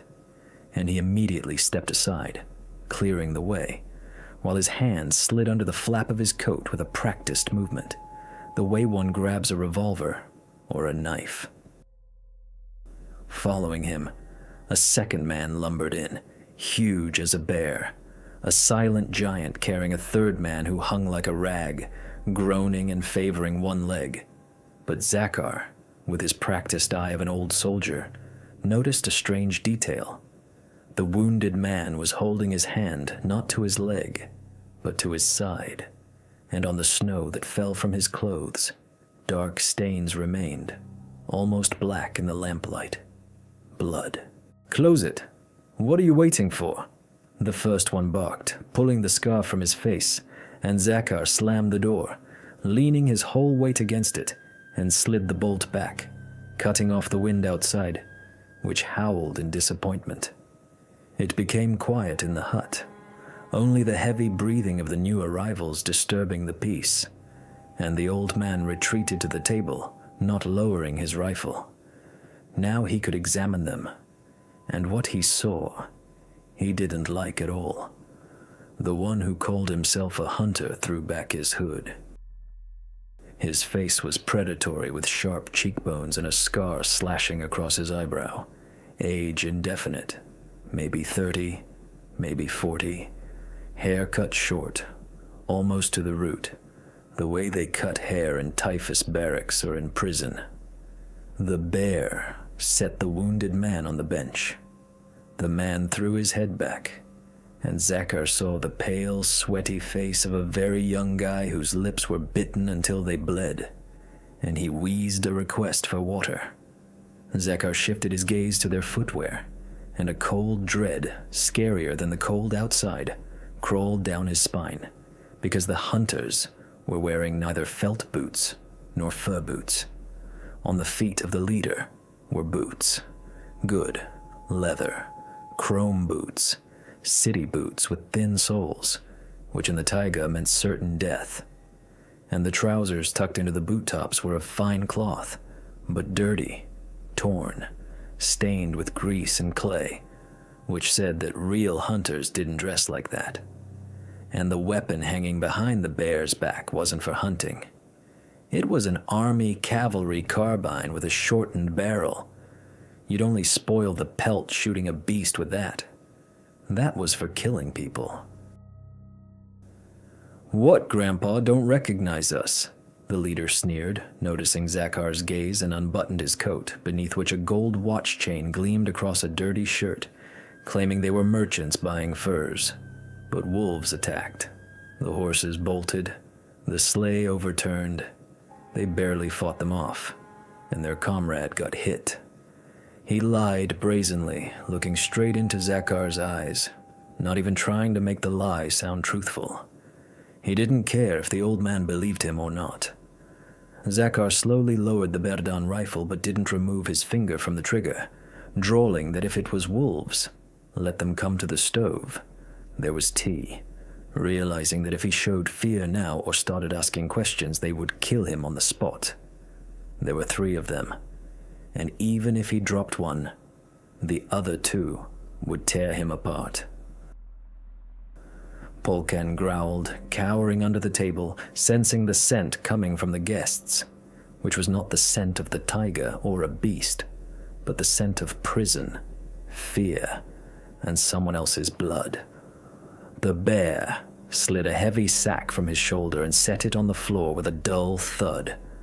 The sound was heavy, metallic, as if there were stones or church plate inside, and from the corner of the sack, a thick, dark drop fell onto the clean, scraped floor, and Zakar realized he wouldn't live to see dawn if he didn't come up with something. "We need fuel, Grandpa," said the leader, sitting at the table without invitation and pulling Zakhar's mug toward him, placing his hands on the table, hands where faded prison tattoos turned blue on the knuckles. "No vodka," Zakhar answered dryly. "Only government spirit for the lamps," to which the guest grinned, and there was nothing human in his smile, stating they weren't proud and demanding the spirit and food. Everything there was.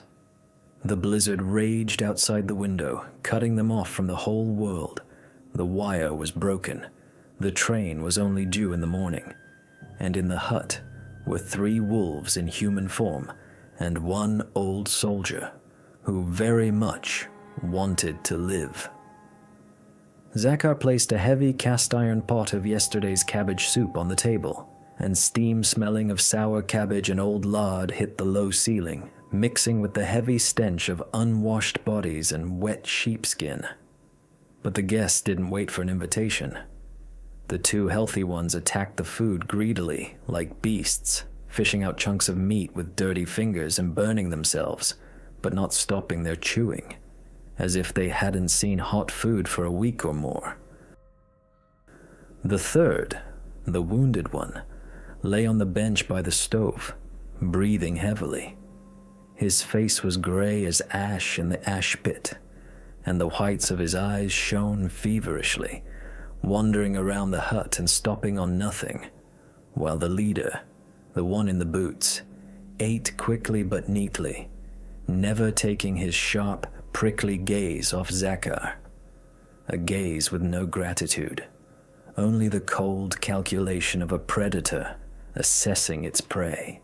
The bread, which Zakhar cut into thick slices, vanished from the table in the blink of an eye, and the leader, wiping his greasy lips with his sleeve, leaned back against the back of the bench, which creaked pitifully under his weight, demanding the spirit in a voice that sent chills down the skin stronger than the blizzard outside. And Zakhar silently reached into the cupboard where, among bottles of medicine and balls of twine, stood the precious bottle of government spirit, issued for cleaning contacts and lamps, but which in the taiga was currency harder than gold. He knew it was useless to argue. They would drink it all, and if he didn't give it, they would turn the hut upside down and find it themselves, only after turning his soul inside out first. So he placed the cloudy bottle on the table along with 3 tin mugs, and the leader, splashing himself a generous portion of undiluted fire, exhaled and tossed it down his throat without even grimacing, as if he had drunk water, grunting with pleasure. The bear, the one who had carried the wounded man, drank noisily, whistling, and after every mug his gaze became heavier, filling with murky malice, and he began to side-eye Zakhar like a butcher looks at a bull ready for slaughter, until the wounded man on the bench suddenly groaned, trying to sit up. His hand scratched convulsively at the boards, leaving bloody smears, and he began to wheeze in delirium about a priest, a cross, and some matrena, begging forgiveness for striking with an axe. Zakhar felt everything inside him tighten into a knot. Now he knew exactly who was sitting at his table. These weren't just fugitives, they were murderers who had robbed a church or a wealthy house, and their hands were bloody to the elbows. And Zakhar's gaze involuntarily darted to the sack the bear had thrown by the stove. The fabric was wet from melted snow and clung tightly to the contents, and now the sharp corners of something hard and rectangular, resembling heavy icon frames or gold vessels, could be clearly distinguished. The leader intercepted this glance. His eyes narrowed into 2 slits, and he slowly, lazily, placed his hand on the table next to the knife he'd just used to cut the bread, asking quietly if the grandpa found it interesting, his voice gentle like a babbling brook. But in that babble, Zakhar heard a death sentence. "You live richly, merchants," Zakhar answered calmly, trying to keep his voice from trembling and looking straight into the bandit's eyes, because he knew that if he looked away, he would show fear, and fear to people like this was like the scent of blood to a shark, to which the leader chuckled, toying with the knife, the blade of which shone dully in the light of the kerosene lamp standing at the edge of the table, and advised the grandpa not to look too much, or his eyes would hurt. The bear sitting next to him guffawed, baring rotten teeth, and Zakar realized his time was running out with every minute. They would finish eating, finish the spirit, and then he would become unnecessary to them, even dangerous as a witness who had seen their faces and heard the wounded man's delirium, who screamed again, arching his back so that the bandage on his side soaked through with fresh blood, black in the semi-darkness.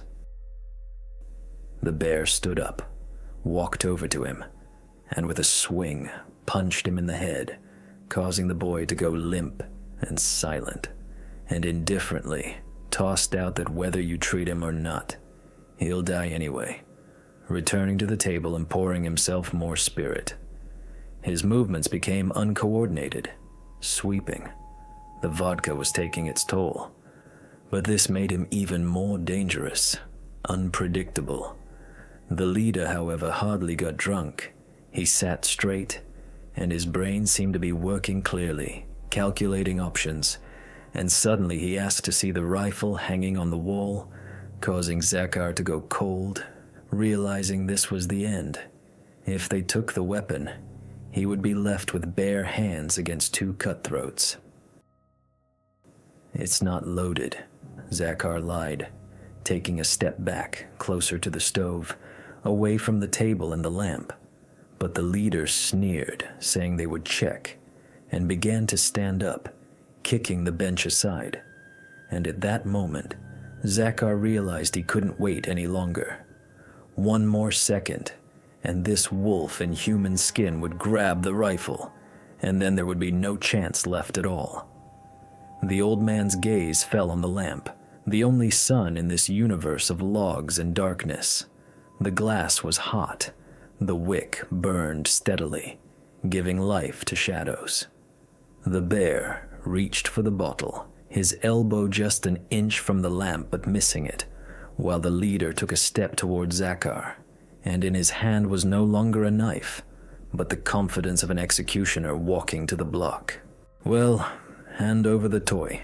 He extended his hand, and Zakar, as if submitting, nodded, pretending to go to the wall for the rifle, but his path lay past the table. Polkan growled deeply under the bench, sensing his master's tension, the dog ready to lunge but waiting for a command, and Zakar knew he would have only one attempt, one moment when darkness would become his ally, and his knowledge of his own hut his weapon. He pulled level with the bear, who had thrown his head back to pour the last of the spirit into his mouth, and as if tripping over a floorboard, lurched sharply forward. The bear barked, but it was too late. Zakar wasn't falling. He threw his body into a precisely calculated swing, and his hand, hard as driftwood, swept the lamp off the table. The glass shattered with a ring, hitting the floor. Burning kerosene splashed in a fiery puddle that instantly hissed and went out, smothered by Zakar's heavy boot, and the hut plunged into absolute inky, impenetrable darkness, in which all landmarks instantly dissolved for the strangers, but not for the master. The darkness fell instantly, thick, sticky, smelling of burning and spilled spirit, and for the first moment a silence hung in the hut, so dense that the ringing in ears from the broken glass seemed like a roar. But Zakar didn't wait for his eyes to adjust, because there was nothing to adjust to. There was no light left at all. He simply dropped to the floor, rolling toward the stove, to the corner where an armful of firewood lay, and where the cleaving axe stood, which he had brought in yesterday to split kindling. To the left, where the bear was sitting, came the crash of an overturned bench and a drunken, furious roar. The bandit groped in the void, trying to find the old man, but grabbed only air, and his heavy boots stomped on the floorboards, shaking the floor, making the dishes on the table rattle pitifully. "Don't shoot, you fool! You'll hit me," hissed the leader's voice, and this whisper sounded scarier than a scream, because it came not from the table, but from somewhere to the side. The leader had also moved. He was smart, and knew that staying in place meant becoming a target. Zakar froze, pressing his back against the rough bricks of the stove. His hand found the smooth, cold handle of the axe, and his fingers gripped it until they crunched. Now he wasn't unarmed, and although an axe was weak protection against a revolver, in this inky mess, the odds were evened. Chaos reigned in the hut. The wounded man on the bench whined and then screamed. Apparently someone in the dark had stepped on his bad leg or brushed his side, and this scream served as a signal for the bear, who, orienting himself by the noise, lunged forward, his breathing wheezing and heavy, approaching. He swung his arms like a windmill, and suddenly his fist crashed into the stove damper just an inch from Zakar's head. "Ah, you bastard," the giant exhaled, realizing the victim was near, and Zakar understood he couldn't delay. He didn't see the enemy, but he smelled him, a mixture of alcohol fumes and sweat, and rising to one knee, he struck with the axe backhanded with force, putting all his old man's sinewy anger into the blow, aiming where the sound came from. The blade didn't meet bone. It thudded dully into something soft, and the bear howled, not from a mortal wound, but from pain and surprise. The axe apparently hit his arm or shoulder, but that was enough for the giant to stagger and retreat, taking the table down with him. And then a shot rang out, the flash for a split second snatching from the gloom the twisted face of the leader, kneeling by the door, and the barrel of the Nagant revolver aimed toward the stove. The bullet chipped brick right above Zakar's ear, showering him with prickly dust and deafening him with the roar in the enclosed space. The light went out as quickly as it had appeared, but now Zakar knew where the main enemy was. He was at the exit, cutting off the path to salvation, which meant he couldn't go through the door while he was there. And the bear, howling in pain, charged again like a bull, now no longer picking his path. He simply wanted to kill, trample, destroy. Zakar, realizing he couldn't handle this wounded beast in a tight corner, hurled a heavy log he found on the floor toward the table, and the thud of wood against the floor made the leader shoot again, at the sound, wasting precious cartridges. At that moment, Zakar, crouching low, dashed to the window, the only way out the shooter didn't control.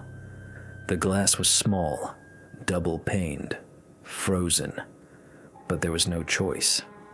Zakar struck the frame with the butt of the axe, the ring of broken glass drowning in the howl of the blizzard, which immediately burst into the hut with an icy tongue, throwing a handful of snow into his face. "Get him! He's getting away!" the leader yelled and fired again, now blindly. The bullet zinged somewhere in the logs of the wall, but Zakar no longer heard. Ignoring the sharp shards sticking out of the frame, he climbed out, tearing his coat and the skin on his hands. The cold burned his face. The wind hit him in the chest, trying to push him back. But Zakar, bracing his feet against the windowsill, tumbled into the snowbank, falling face first into the prickly, hard snow. He immediately rolled to the side, under the protection of the earth bank around the house. And just in time, because from the window, which now gaped like a black hole, a hand with a nagant poked out and spat fire twice into the night. But the bullets went wide, dissolving in the storm. Zakar jumped to his feet, sinking waist-deep in snow, and crouching, ran toward the tracks, where the wind roamed freely, but where one could hide behind the embankment. Behind him, from the broken window, cursing and commotion could be heard. Apparently the bear, despite his wound, was also trying to climb out, or the leader was pushing him, clearing the way. Zakar realized he'd left everything in the hut: rifle, cartridges, warm clothes, except what he was wearing. And now he was alone in the middle of a blizzard against armed bandits. But he had an advantage. He knew every bush, every pit, every sleeper here. He ran to the switch he had cleaned an hour ago and fell behind the switching mechanism, trying to catch his breath. His heart pounded somewhere in his throat. His hands trembled, but his head was clearer than ever. A dark silhouette tumbled out of the hut window, followed by a second, more agile one. It was the leader. He shouted something to the first one, and that one, limping and holding his shoulder, moved toward the tracks. They weren't planning to leave. They understood the old man was the only witness, and as long as he was alive, they would have no peace. Besides, they needed warmth, and you can't sit long in a hut with a broken window. Zakar gripped the axe tighter, which he hadn't let go of. It was a poor weapon against a revolver and a carbine, but better than nothing. The wind died down a little. Or maybe Zakar just got used to its howl, but now he distinctly heard the crunch of snow under the pursuers' boots. They were walking in a chain, spread out, trying to cut him off from the forest. The leader was smart. He realized the old man would head for the taiga, but Zakar stayed by the embankment. He knew that in the forest in such weather, death would come faster from the cold than from a bullet. But here, on the tracks, there was a chance. Suddenly, through the howl of the wind, a new sound broke through, distant but growing, a low rumble that made the ground tremble underfoot. It was a train, a freight or postal train, running late because of the blizzard, but still punching through the drifts. And this was a chance. Zakar realized what he had to do. He couldn't just run away, leaving the bandits here. They could derail the train or slaughter the crew if they stopped. He had to stop them. The leader heard the whistle too. He stopped, peering into the snowy murk, and his silhouette froze for a moment. Zakar raised his head above cover, estimating the distance. The bandit was 30 paces away, too far for an axe throw, but close enough not to spot him in the dark. The rumble grew. The locomotive's searchlight wasn't visible yet, but its light had already begun to dilute the darkness over the forest with a pale glow, and the bandits began to bustle. The bear shouted something pointing at the tracks, and they moved toward the railbed, apparently deciding the train was their salvation, a chance to leave this place. Zakar gritted his teeth. He couldn't let them hijack the engine. He rose from the snow, a black ghost in a white hell, and using the noise of the wind and the growing roar of wheels as cover, moved to intercept, not toward the forest, but toward the tracks, where in a minute, a multi-ton steel behemoth would rush past. He knew that at the switch post, in the toolbox, lay a signal lantern and, more importantly, a heavy track crowbar used to move rails, and the leader noticed the movement with his peripheral vision. He spun around sharply and fired, the bullet kicking up snow at Zakar's feet. But the old man didn't stop. He was already running, zigzagging toward the coveted box, hearing the bear stomping heavily behind, forgetting his pain in pursuit of prey. It was a race with death, where the prize was the life not only of Zakar, but of those on the train, and the old man was ready to bet everything. Zakar yanked the frozen lid of the track box, tearing his nails to the quick, but he didn't feel the pain. Adrenaline boiled in his blood, dulling the cold, and inside, among oily rags and wrenches, lay it, the heavy, forged crowbar, a tool crude but reliable as death itself. The old man's fingers closed on the icy metal, and the weight of the iron gave him a confidence he so lacked with bare hands, while the leader was already 10 paces away. He walked, shielding his face with his elbow from the blinding searchlight of the locomotive, which was bearing down on them like a roaring mountain of fire and steam. "Stop, Grandpa, I'll shoot!" The bandit's scream drowned in the roar of wheels, but Zakar saw the flash of the shot. The bullet pinged off the rail at his feet, striking sparks because the leader was in a hurry. He realized that if the train slipped past, they would be left alone in the snowy desert, and then the cold would finish them off faster than a bullet. He wanted to jump onto the footboard or use the old man as a shield to stop the train, but Zakar had no intention of being a shield. He stepped forward, not toward the forest, but straight onto the embankment, blocking the bandit's path, and raised the crowbar like a shaft.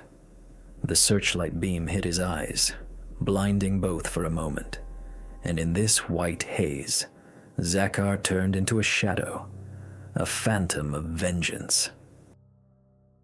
The leader froze, trying to aim at the dancing silhouette, but Zakar didn't give him that second.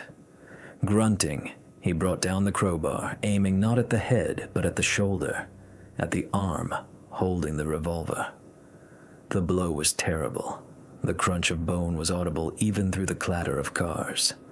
The Nagant flew into the snowbank, and the bandit howled, doubling over. But the inertia of the train was relentless. The air wave from the locomotive, moving at full speed, hit them both like a giant fist. Zakar was thrown aside into the loose snow. He rolled head over heels, letting go of the crowbar, and the world spun in a carousel of snow, lights, and noise, while the leader, losing his balance, couldn't hold on to the icy embankment. His feet slipped, and he, waving his good arm, fell backward, right under the flashing, clanking wheels of the freight train. No scream was heard, only a dull, wet thud, and the black body disappeared under the steel rims, instantly ground up by the monstrous force of inertia, while the train, brakes squealing, rushed past, sparks showering from under the brake shoes like rain. The engineer, spotting people on the tracks, yanked the emergency brake, but the loaded train couldn't stop instantly. Cars flashed by one after another, boxcars, flat cars with timber, tank cars, until finally, with a screech and a grind, the train stopped 100 meters from the switch, and silence fell, even more deafening after the roar, broken only by the hissing of steam from the locomotive valves and the howling of the wind. Zakar lay in the snowbank, looking at the black sky where ragged clouds raced. He was alive, whole, except for bruises, but had no strength to stand. And through the veil in his eyes he saw people with lanterns running from the tail of the train, their beams dancing on the snow, snatching bloody traces of the massacre. "And what about the bear?" Zakar raised himself on his elbow with difficulty, looking back, and saw that the second bandit, that same giant, never made it to the tracks. He was sitting in the snow 20 paces away, leaning back against a telegraph pole, and wasn't moving. The axe wound, the frost, and blood loss had done their job. He had frozen to death, never realizing his partner was gone. A conductor ran up to Zakar, a mustached man in a uniform greatcoat. He shone a lantern in the old man's face, asking fearfully if he was alive, to which Zakar wheezed, spitting out viscous saliva, that he was alive. Brother. Alive. Then there was commotion. Gendarmes who rode in the tail of the train, inspection of the scene, short, clipped phrases of the protocol. The leader's body was collected in pieces along the track. A gruesome sight. Even experienced soldiers looked away. And in the sack the bandits dragged with them, there really was church gold. Chalices, frames, crosses stolen from a monastery in the provincial capital. Zakar sat in the warmth of the heated boxcar, wrapped in a government blanket, and drank hot, sweet tea poured for him by a compassionate conductor. His hands were still trembling, but no longer from cold, but from receding tension. He looked out the window at his small, dark hut standing lonely by the embankment, and thought that tomorrow he would have to put in glass, wash the floor of strangers' blood, and live again. Live on. Listen to the wind's howl and the clack of wheels, knowing that he, an old track walker, didn't trample this earth for nothing. The train started moving, taking away the dead bandits and their cursed gold, but Zakar remained. He jumped off the footboard when the train gathered speed and trudged toward his home, where on the porch, whining and tucking his tail, Polkan met him. The dog had gotten out through the broken window and was waiting for his master. Zakar ruffled his friend's shaggy head, feeling an unbidden tear crawl down his cheek, and said quietly, looking at the gray, cold dawn breaking over the taiga, that they had survived and would live. And they entered the house, which smelled of burning and death, to drive out that smell, stoke the stove, and return order to this world, which they had defended through this long, endless night. -45. No connection. The generator is smashed, and the man you trusted with your life is slowly sharpening an axe in the corner of the room. You think the scariest thing in the taiga is the cold? No. The scariest thing is when your partner decides it's time for both of you to die. The taiga never forgives mistakes. This was the first and most important axiom Alexei had learned in 10 years working as a geologist in the far north. It was 1984, and the winter of that cursed season turned out so fierce that even the old-timers couldn't recall anything like it. The mercury column in the thermometer outside the trailer window had dropped to the -45 mark a week ago and froze there, as if glued to death. Their shift settlement, lost at the 105th kilometer of an old winter road, was completely cut off from the outside world by a wall of impenetrable white snow. The blizzard had been howling for 3 days straight. It buried the residential trailers in snow up to the very roof, turning them into white burial mounds. Alexei sat by the old cast-iron potbelly stove, trying to warm his chilled hands, the skin of which had cracked from the dry frost. Inside the trailer, it smelled of sour sweat, cheap tobacco, and hopelessness. Opposite him, in the dark corner, sat his partner, Victor, a gloomy, huge, bearded man who used to be the life of the party, but had now turned into a silent statue. Victor was sharpening an axe. Shk, shk, shk. This monotonous, grinding sound of metal against whetstone was driving him crazy. It drilled into his brain like a bit. Alexei felt the tension physically. It hung in the stale air, thick, heavy, ready to explode from any spark. Victor had changed over the last week. He had become a different person. He stopped talking, stopped joking, stopped sleeping. He just sat on his bunk and stared at one spot, clutching either the axe or a hunting knife in his huge hands. His eyes had become empty, glassy. There was no reason in them, only a cold, dark abyss. Vitya, enough. Alexei couldn't stand it, his voice sounding hoarse and uncertain in this oppressive silence. Put away the iron. That sound makes my ears wither. The radio is silent. We'll need to check the external antenna when the wind dies down a bit. Victor slowly raised his heavy head. His gaze slid over Alexei's face but didn't linger, as if he were looking through him, at the wall behind. We don't need the radio anymore, he wheezed, and this voice was like the crunch of dry brushwood. No one is coming, Lesha. We are here forever. This is the end. The taiga has taken us. Alexei went cold. His back was covered in sticky sweat despite the cold coming from the floor. This wasn't just autumn blues or fatigue from the shift. This was polar sickness. Isolation psychosis. Alexei knew what it was. He had heard terrible stories from colleagues. People in confined spaces went mad. They started seeing enemies in their best friends. They lost touch with reality. Victor was dangerous. He was a ticking time bomb, and the timer was already ticking. Alexei slowly stood up from his stool, trying not to make sudden movements so as not to provoke an outburst of aggression. He needed to get to his trailer, to residential module number 2, where a service carbine lay in a case under the bed.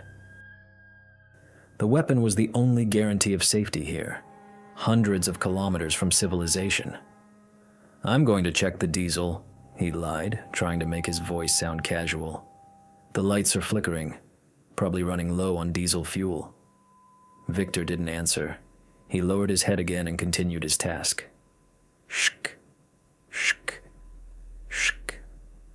Alexei threw the heavy sheepskin coat over his shoulders, pulled on his Ushanka hat, wrapped his face in a scarf and pushed the frozen door. The wind hit his face with ice crumbs, like a handful of buckshot. His breath was cut off instantly. He stepped into the white, roaring haze. Visibility was 0. The world had narrowed to the spot of light from his pocket flashlight. The snow was deep, reaching his knees. Every step required effort. Alexei walked by touch, holding onto the steel cable stretched between the houses so as not to get lost and walk out into the tundra. The frost crept under his clothes, bit his skin, tried to freeze the blood in his veins. Reaching the diesel station, Alexei stopped. Something was wrong. The sound. Or rather, its absence. The familiar rhythmic hum of the big diesel generator that gave life to the whole settlement had fallen silent. Instead of the steady knock of the motor, only the wild howl of wind in the wires could be heard. The generator was stopped. This was a catastrophe. Without electricity, the heating pumps would stop in an hour, the radiators would go cold in 2, and by morning the trailers would turn into ice crypts. Alexei yanked the handle of the diesel room door toward himself. Locked. Strange. The diesel room was never locked. It was a technical room, access to which must always be open. He shined his flashlight on the door. A heavy, massive barn lock hung on the hinges. The shackle was threaded through the eyelets. Alexei yanked it again, in despair, hitting the icy metal with his fist. The lock didn't yield. This wasn't an accident. This wasn't a breakdown. This was sabotage. Someone had intentionally killed the engine and locked the door so no one could start it. And that someone was Victor. Only he had the second key to the storage. Alexei felt fear crawl down his spine like an icy snake. His partner hadn't just gone mad. He had decided to kill them both. He had decided to arrange a cleansing by cold, about which he had mumbled yesterday. Alexei turned around and wanted to run back to the tool shed for a crowbar to knock off the lock. But then he saw it. Tracks. Fresh, deep tracks from huge fur boots on the snow. They led from the diesel room door, not to the living module where Victor sat. They led in the other direction. They led to Alexei's own trailer. Victor went there. He didn't go for food. He went for the carbine. Alexei realized that he had made a fatal mistake. He left the weapon unattended. He left a madman one-on-one with a means of murder. Returning to the living module was impossible. It was tantamount to suicide. Alexei imagined Victor sitting there, in the darkness of his room, clutching the carbine, waiting for the door to creak, waiting to pull the trigger. Alexei was left alone in the middle of a blizzard, without a weapon, without warmth, with a stalled generator and a maniac who had opened a hunt for him. He rushed to run toward the tool shed, his legs bogging down in snowdrifts, his heart pounding somewhere in his throat. He needed at least something to defend himself with. A crowbar, an axe, a tire iron. The cold was already starting to bite through the sheepskin coat. His toes were losing sensation. Without electricity, the settlement was dying before his eyes. The windows of the residential trailers, which just a minute ago glowed with warm yellow light, went dark. Darkness swallowed the base. Now only the cold ruled here, and he who is not afraid of the dark. Alexei flew into the cold shed, stumbled over the threshold, fell to his knees, but instantly jumped up. He feverishly swept the flashlight beam across the shelves. There it is. A crowbar. A heavy, cold piece of iron. Alexei grabbed it, his mittened hands sliding on the metal. He wanted to run back to the diesel room to knock off the lock and try to start the motor. But he froze. Through the howl of the wind, he heard a sound. Crunch. Crunch. Crunch. Someone was walking on the snow. Heavy, confident steps were approaching the shed. Victor didn't wait in ambush. He went searching. He knew where Alexei would look for tools. He had animal instincts. Alexei turned off the flashlight and pressed himself into the corner, clutching the crowbar. The shed door creaked. A strip of gray light fell on the floor. A dark, massive silhouette appeared on the threshold. In the figure's hands was a carbine. The barrel looked straight at Alexei's chest. "Lisha, come out." Victor's voice sounded calm, almost affectionate, and that made it even more terrifying. "We need to talk. I found a way out. Cleansing by cold. It is the only path to the salvation of the soul." Alexei was silent. He stopped breathing. "Don't want to do this the easy way?" Voice changed, becoming hard, clanking. "Fine then. The warmth will leave quickly. You'll crawl out yourself when your fingers start turning black." A blow of the buttstock against the wooden wall rang out. Then the sound of shattering glass. Victor didn't enter.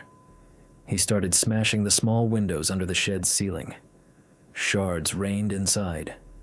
Icy wind burst into the room, freezing out the last crumbs of warmth. Victor knew what he was doing. He didn't want to waste ammo or risk close combat. He decided to freeze the victim out like a cockroach. Alexei realized that time was now counted in minutes. Staying here meant freezing to death. He needed to run. In the forest, 2 kilometers to the north, was an old hunting cabin. There was a stove. There was firewood. There one could wait out the storm and try to call for help on the emergency radio if it was still there. But those 2 kilometers in a blizzard, through deep snow, with a mad shooter behind his back, were a deadly marathon. Alexei gripped the crowbar tighter. There was no way back. The race for survival had begun. Alexei froze, turning into an ice statue. He even stopped breathing so a cloud of vapor wouldn't betray his presence in this thoroughly frozen shed. The sound of breaking glass was deafening. The ringing of shards falling on the wooden floors cut the ear. But even more terrifying was the howl of the wind, which immediately burst into the room, carrying death with it. Victor methodically circled the shed's perimeter. He smashed windows one by one, acting calmly, calculatingly, like a butcher dressing a carcass. He was in no hurry. He knew that the minus 45-degree frost would do all the dirty work for him. He only needed to wait until the victim stiffened or jumped out from despair right under a bullet. Alexei squeezed the crowbar so hard his fingers cramped, but he understood that against a taiga carbine, a piece of iron was useless at a distance of more than 2 meters. He needed a plan. He needed a distraction maneuver. He carefully, millimeter by millimeter, moved a box of nails that was blocking the door, trying not to make a sound. Outside, the crunch of snow was heard. Victor had walked around the corner to the back wall of the shed to knock out the ventilation plug there. This was the only chance. A second that couldn't be missed. Alexei pushed the door with his shoulder. It gave way reluctantly. The hinges creaked, but the wind drowned out the sound with its wild howl. He slipped out into the white whirl and immediately fell onto his stomach, burying his face in a snowdrift. The cold burned his skin, snow packed down his collar, but he crawled. He crawled army style, using snowdrifts as cover, making his way under the piles on which the residential trailers stood. Below, under the floor of the modules, a draft roamed, smelling of diesel fuel and frozen sewage. Alexei saw Victor's legs. Huge fur boots slowly stepped on the snow just 5 meters from him. His partner stood by the shed, listening. He held the carbine at the ready, the beam of his headlamp prowling over the broken windows, trying to catch movement inside. If Victor looked down now, he would see the fresh trail leading under the trailers. Alexei froze, pressing himself into the frozen earth. He prayed to all gods that Victor wouldn't lower his gaze. The madman stood for a minute, then chuckled and walked to the shed door, deciding to check if his victim had frozen.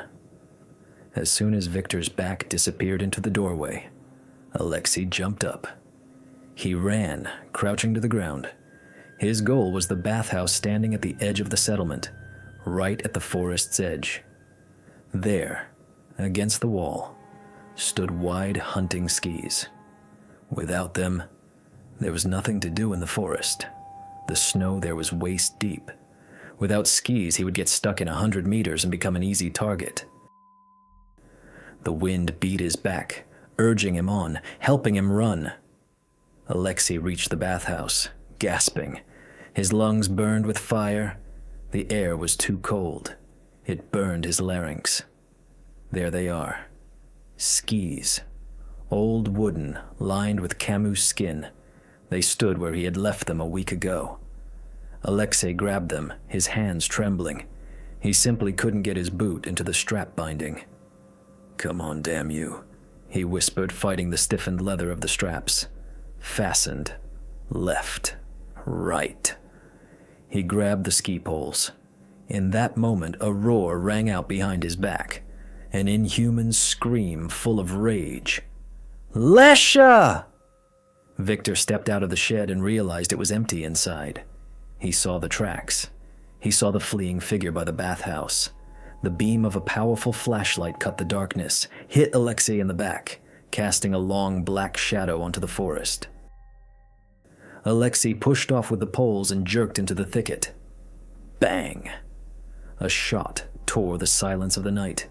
The sound was dry and biting, like the crack of a whip. The bullet whizzed over his head, knocking a cap of snow off a spruce branch. A miss. But that was only a warning. Victor fired from the hip, but now he would start aiming. Alexei flew into the forest, weaving between the trunks of cedars. The skis glided over the crust, creaking treacherously loud. The darkness here was thick, almost tangible. Alexei's flashlight remained in the shed. He ran blindly, orienting himself only by the gray silhouettes of trees against the black sky. Branches lashed his face, scratched his skin, but he felt no pain. Adrenaline drowned out everything. From behind came the cracking of branches. Victor was coming straight through. He was big and strong. He plowed through like a tank, not choosing a path. He had a flashlight, and this beam of light darted across the tree trunks, getting closer with every second. "I see you, bitch." Victor's voice thundered very close. "You won't get away from me." The taiga is small. Bang! A second shot. The bullet hit a birch trunk a centimeter from Alexei's shoulder. Splinters sprayed into his face. He flinched, lost his balance and fell, burying his nose in the snow. The ski twisted, his ankle responded with dull pain. Panic covered him like an icy wave. "Get up! Must get up!" He floundered in the snow, trying to lean on the poles, but they sank into the loose fluff. The beam of Victor's flashlight groped the bushes to the left, 20 meters away. He was searching. He heard the fall. Alexei froze, stopped breathing. He lay kneeling in the snow, merged with the drift. The light passed by, slid over his back, but didn't linger. Victor ran on, thinking Alexei had gone ahead. This was luck, a 1 in a million chance. Alexei, clenching his teeth, stood up. The ankle hurt, but the bone was intact. He turned and went right, toward the ravine, changing trajectory. He needed to confuse the tracks. He needed to get to the old clearing that led to the cabin. He walked, trying to place the skis softly, not to click the poles. The cold crept deeper. The fingers in his mittens went numb. He almost couldn't feel them. His nose ceased to be felt a minute ago.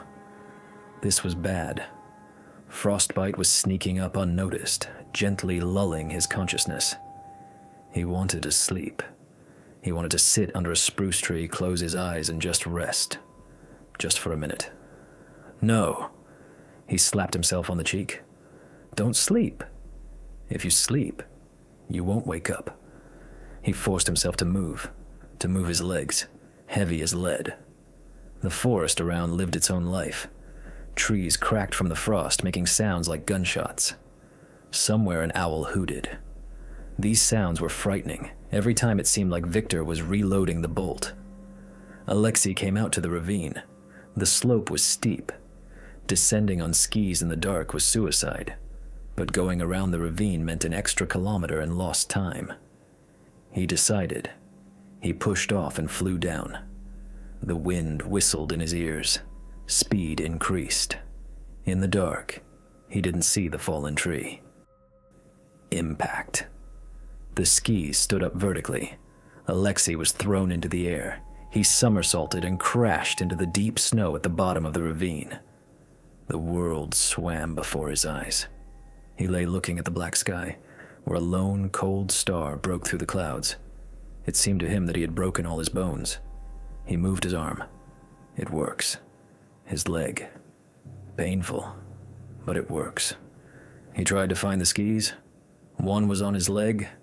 The second had unclipped and disappeared into the snowdrift. He started digging the snow with his hands like a mole. Without the second ski, he was a corpse. He would get stuck here. Where are you? Where are you? He whispered, throwing aside lumps of snow. His fingers hit wood. Found it! He somehow fastened the binding. And then, above, on the edge of the ravine, a light appeared. Victor had found his trail. He stood on the precipice, illuminating the slope with a powerful beam. There you are, the voice came from above, distorted by the wind. Tired of running? Alexei realized he was in full view. A perfect target in a white crater. Victor raised the carbine. Alexei jerked to the side, under the protection of the overhanging bank of the ravine. Bang! The bullet whipped up a fountain of snow where his head had been a second ago. Alexei pressed his back to the earth under the overhang. Victor couldn't see him now, but he knew where he was. And he started to descend. Snow poured from above, rustling on Alexei's jacket. Steps were approaching. Alexei feverishly patted his pockets. No weapon. No knife. Only a flare gun. An old Soviet signal pistol with a single cartridge. He took it out. The metal burned his bare hand with cold. He took off his mitten to pull the trigger. The cartridge was in the barrel. A red distress signal. This isn't a weapon. It's a firework. But it was all he had. He heard Victor's heavy breathing. He was already down in the ravine. Come out, Lesha. Accept your fate. The cold will cleanse you of sins. Alexei cocked the hammer. The click of the hammer sounded loud. Too loud. Victor heard. The flashlight beam darted toward Alexei. Aha! Shouted the madman. He jumped forward, pointing the carbine barrel. Alexei jumped out of cover. He couldn't shoot a man. His hand trembled. But he didn't want to die either. The distance was 10 meters. Victor grinned, his beard covered in ice. He looked like a demon of winter. Alexei raised his hand with the flare gun, but not at Victor. He aimed the barrel up into the crown of a huge dry pine that hung over the attacker's head. Forgive me, Vitya, he whispered and pulled the trigger. Pshh! The rocket burst from the barrel with a hiss, leaving a smoky tail. It hit the tangle of dry, resin-covered branches. The flash was blinding. Red magnesium fire flooded the ravine with light brighter than the sun. Sparks showered down like fiery rain, right onto Victor's head. He screamed, covering his face with his hands, blinded, disoriented. The dry needles flared up instantly. The fire crawled along the tree with a roar. This was a chance. The only chance. Alexei threw the useless flare gun and threw himself at the blinded enemy. He crashed into him with his shoulder, knocking him off his feet. The carbine flew out of Victor's hands and sank into the snow. They rolled along the bottom of the ravine, intertwined in a ball of bodies, hatred, and fear. Victor was stronger, much stronger. His hands closed on Alexei's throat. "Die," he growled, spraying saliva. Air stopped entering the lungs. Red circles swam in Alexei's eyes. He hit Victor in the face with his fist, but the blows got stuck in the thick beard and clothes. He was weakening. The fire on the pine flared brighter, illuminating this scene of mortal combat. Alexei groped for a stone under the snow with his hand, or a piece of ice. He grabbed it and with his last strength hit Victor in the temple. 1. The grip on the throat didn't loosen. 2. Victor growled but didn't let go. 3. The blow landed right on target. Victor's eyes rolled back, his hands unclenched, and he fell like a sack onto Alexei, crushing him with his weight. Alexei pushed the heavy body off himself, greedily gasping for icy air, coughing and spitting. He was alive. Alive for now? He looked at Victor. He lay motionless but breathing. Alexei found the carbine in the snow. He checked the bolt. A cartridge was in the chamber. He aimed the barrel at the prone man. His hands were shaking. Kill? Just pull the trigger and it all ends. No one will judge. Self-defense. The taiga will write it off. But Alexei lowered the barrel. He isn't a killer. He is a geologist. He is a human. He found a coil of rope in Victor's pocket, tied his hands behind his back, bound his legs. Then he looked at the burning pine. It was a bonfire, a huge bonfire that gave heat. There was no strength to walk to the cabin. Going back was also impossible. They would remain here, in this ravine, until dawn or until death. Alexei dragged his partner's unconscious body closer to the fire, but so as not to get burned. He sat down nearby, placing the carbine on his knees. He was shaking. From cold, from shock, from the horror experienced. He looked at the fire and waited. Waited for Victor to wake up. Waited for dawn. Waited for the helicopter that was supposed to arrive tomorrow. If they lived until tomorrow. Night was just beginning. Alexei sat by the burning tree, clutching the carbine with fingers white from tension, and watched the fire devour the dry branches of the old spruce. The heat was uneven. It burned his face and chest, while his back turned into an icy crust bitten by the -45 frost. Victor lay nearby, bound hand and foot. He looked like a huge broken doll thrown into the snow. His breathing was hoarse, intermittent, his thick beard covered with icicles that melted from the heat of the fire, and water ran down his face, mixing with blood and soot. Alexei knew the scariest part was still ahead, for the night had only just come into its rights, and 5 endlessly long hours remained until dawn. The spruce couldn't burn forever. It was already crackling, burning through at the base, and soon this natural torch had to collapse, leaving them alone with the darkness. Heat had to be maintained at any cost. Alexei stood up. His legs were stiff and aching, his knees trembling from monstrous fatigue. He began to gather brushwood around, trying not to stray from the circle of light more than 5 steps. The darkness outside the illuminated patch seemed dense, alive. It pressed on his shoulders, whispered with the voice of the wind, and in every rustle, he imagined the steps of wolves or taiga ghosts. Every time, bending for a branch, Alexei glanced sideways at Victor, expecting a trick, expecting the ropes to snap and the Madman to rush into the attack again. Suddenly Victor groaned. He opened his eyes. There was no longer that animal rage in them, only a cloudy veil of pain and misunderstanding. "Lesha," he whispered, and his voice broke into a cough. "Why is it so hot? Are we in hell?" Alexei didn't answer immediately. He threw branches into the fire. The flame soared up, illuminating the ravine. "We are in the taiga, Vitya," he said dryly. "You wanted to kill me. Remember?" Victor blinked, his face twisted in a grimace of horror, as if he had seen a ghost. No. I wanted to save the cold. It called me. It promised peace," he mumbled, trying to move, but the ropes cut into his body through the sheepskin coat. "Untie me, Lesha. I don't feel my hands. They'll die off. I'm in pain." Alexei shook his head. He couldn't risk it. If he untied him now and the psychosis returned, they would both perish in this pit. "Endure," he cut off harshly. "I'll untie you in the morning, when the chopper arrives." "If it arrives." Victor howled. It was the long, dreary howl of a wounded beast, from which the frost tore at the skin stronger than the wind. He began to thrash in his bonds, wriggling like a snake, trying to reach the knots on his wrists with his teeth.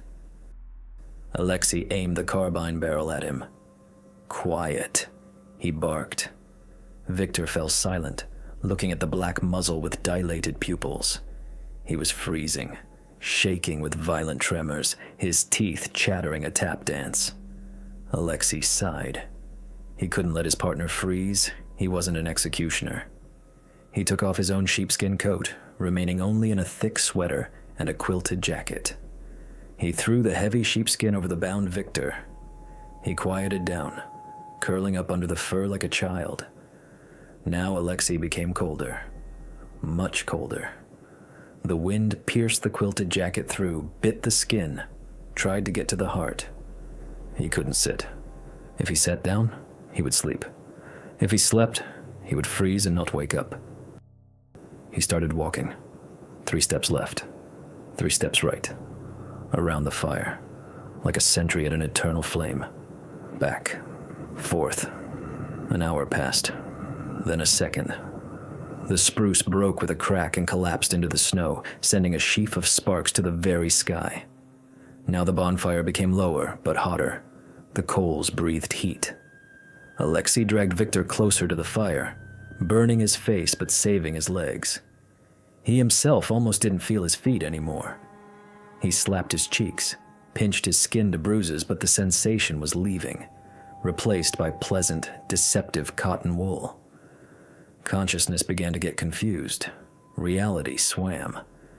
It seemed to him that he was not in the forest, but at home, in the kitchen, and Mom was cooking hot soup.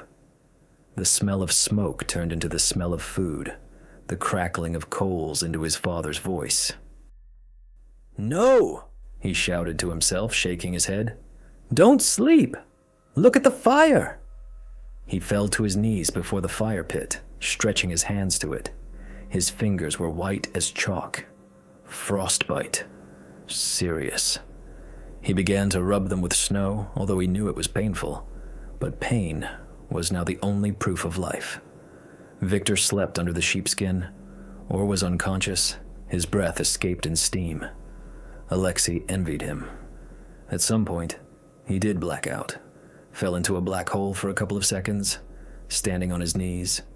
He woke up from falling face almost into the coals. The smell of the singed wool of his sweater hit his nose. He recoiled in horror. The sweater was smoldering on his chest. This saved him. Adrenaline rushed into his blood again, accelerating the heart.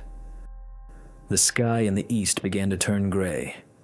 The coldest time, the pre-dawn hour, when death gathers the harvest. The frost tightened its vise to the limit. The air rang with tension. Trees around shot, bursting from the cold. These sounds were like a cannonade. Alexei looked at his watch. The glass was cracked, but the second hand moved in jerks. 7 in the morning. Soon. They will arrive soon. They have a schedule. If there is no connection for more than a day, they send aboard. He must believe in this. Otherwise, what is all this for? It got light slowly, reluctantly, as if the sun was afraid to look at what this night had done. The fire was dying out. Only red coals remained covered with gray ash. There was no more firewood, and no strength to gather it either. Alexei sat next to Victor, pressed his back against him to preserve crumbs of warmth. They sat like two brothers bound by one misfortune, back to back. And then he heard it. A sound. Distant, rhythmic, low rumble. At first he thought it was a hallucination, the pounding of blood in his ears. But the sound grew. It became louder, more confident. It filled the space. Thump, thump, thump, thump. A helicopter. Me-8. Heavy transport board. This sound cannot be confused with anything. It was the sound of life. Alexei tried to get up, but his legs failed. They were alien. He crawled. He crawled to the edge of the ravine, to where there was an open place, where the trees parted. He had no flare gun. He spent the last charge on Victor. How to give a sign? Smoke. There were few coals, almost no smoke. He tore off his hat. It was wool, soaked in sweat and oil. He threw it on the red coals. The wool hissed, thick, acrid, yellow smoke poured out. Not enough. Need more. He began to tear the quilted jacket on himself, ripping out chunks of cotton wool, throwing them into the heat. The sound of the engine was already overhead. A huge iron dragonfly emerged from the gray murk of the sky, its rotors chopping the frosty air. The pilots were looking for them. They saw the burnt trailer in the settlement, saw the tracks leading into the forest. Now they were looking for people. The helicopter passed over the ravine. Alexei waved his arms, lying in the snow. He shouted, although he knew he couldn't be heard. Here. We are here. The machine made a circle, banked. He saw. The pilot rocked the wings. The helicopter began to descend, raising whirlwinds of snow dust that hit the face. But it was the most pleasant pain in life. The helicopter couldn't land in the ravine. It hovered over the clearing about 100 meters away. The door opened. People in warm jackets jumped out with stretchers, rescuers.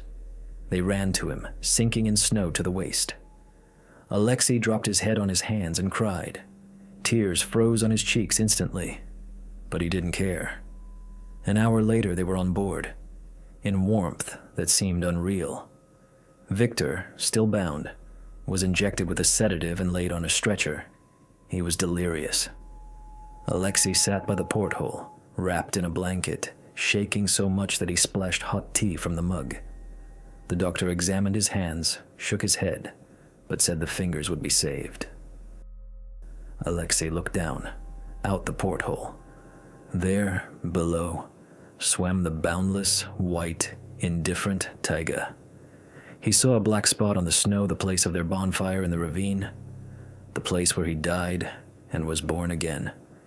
He knew he would never return here. This shift was the last. The taiga let them go, but it took its toll. Victor would remain a cripple, his mind burned out in that cold. He would never be the same. And Alexei survived.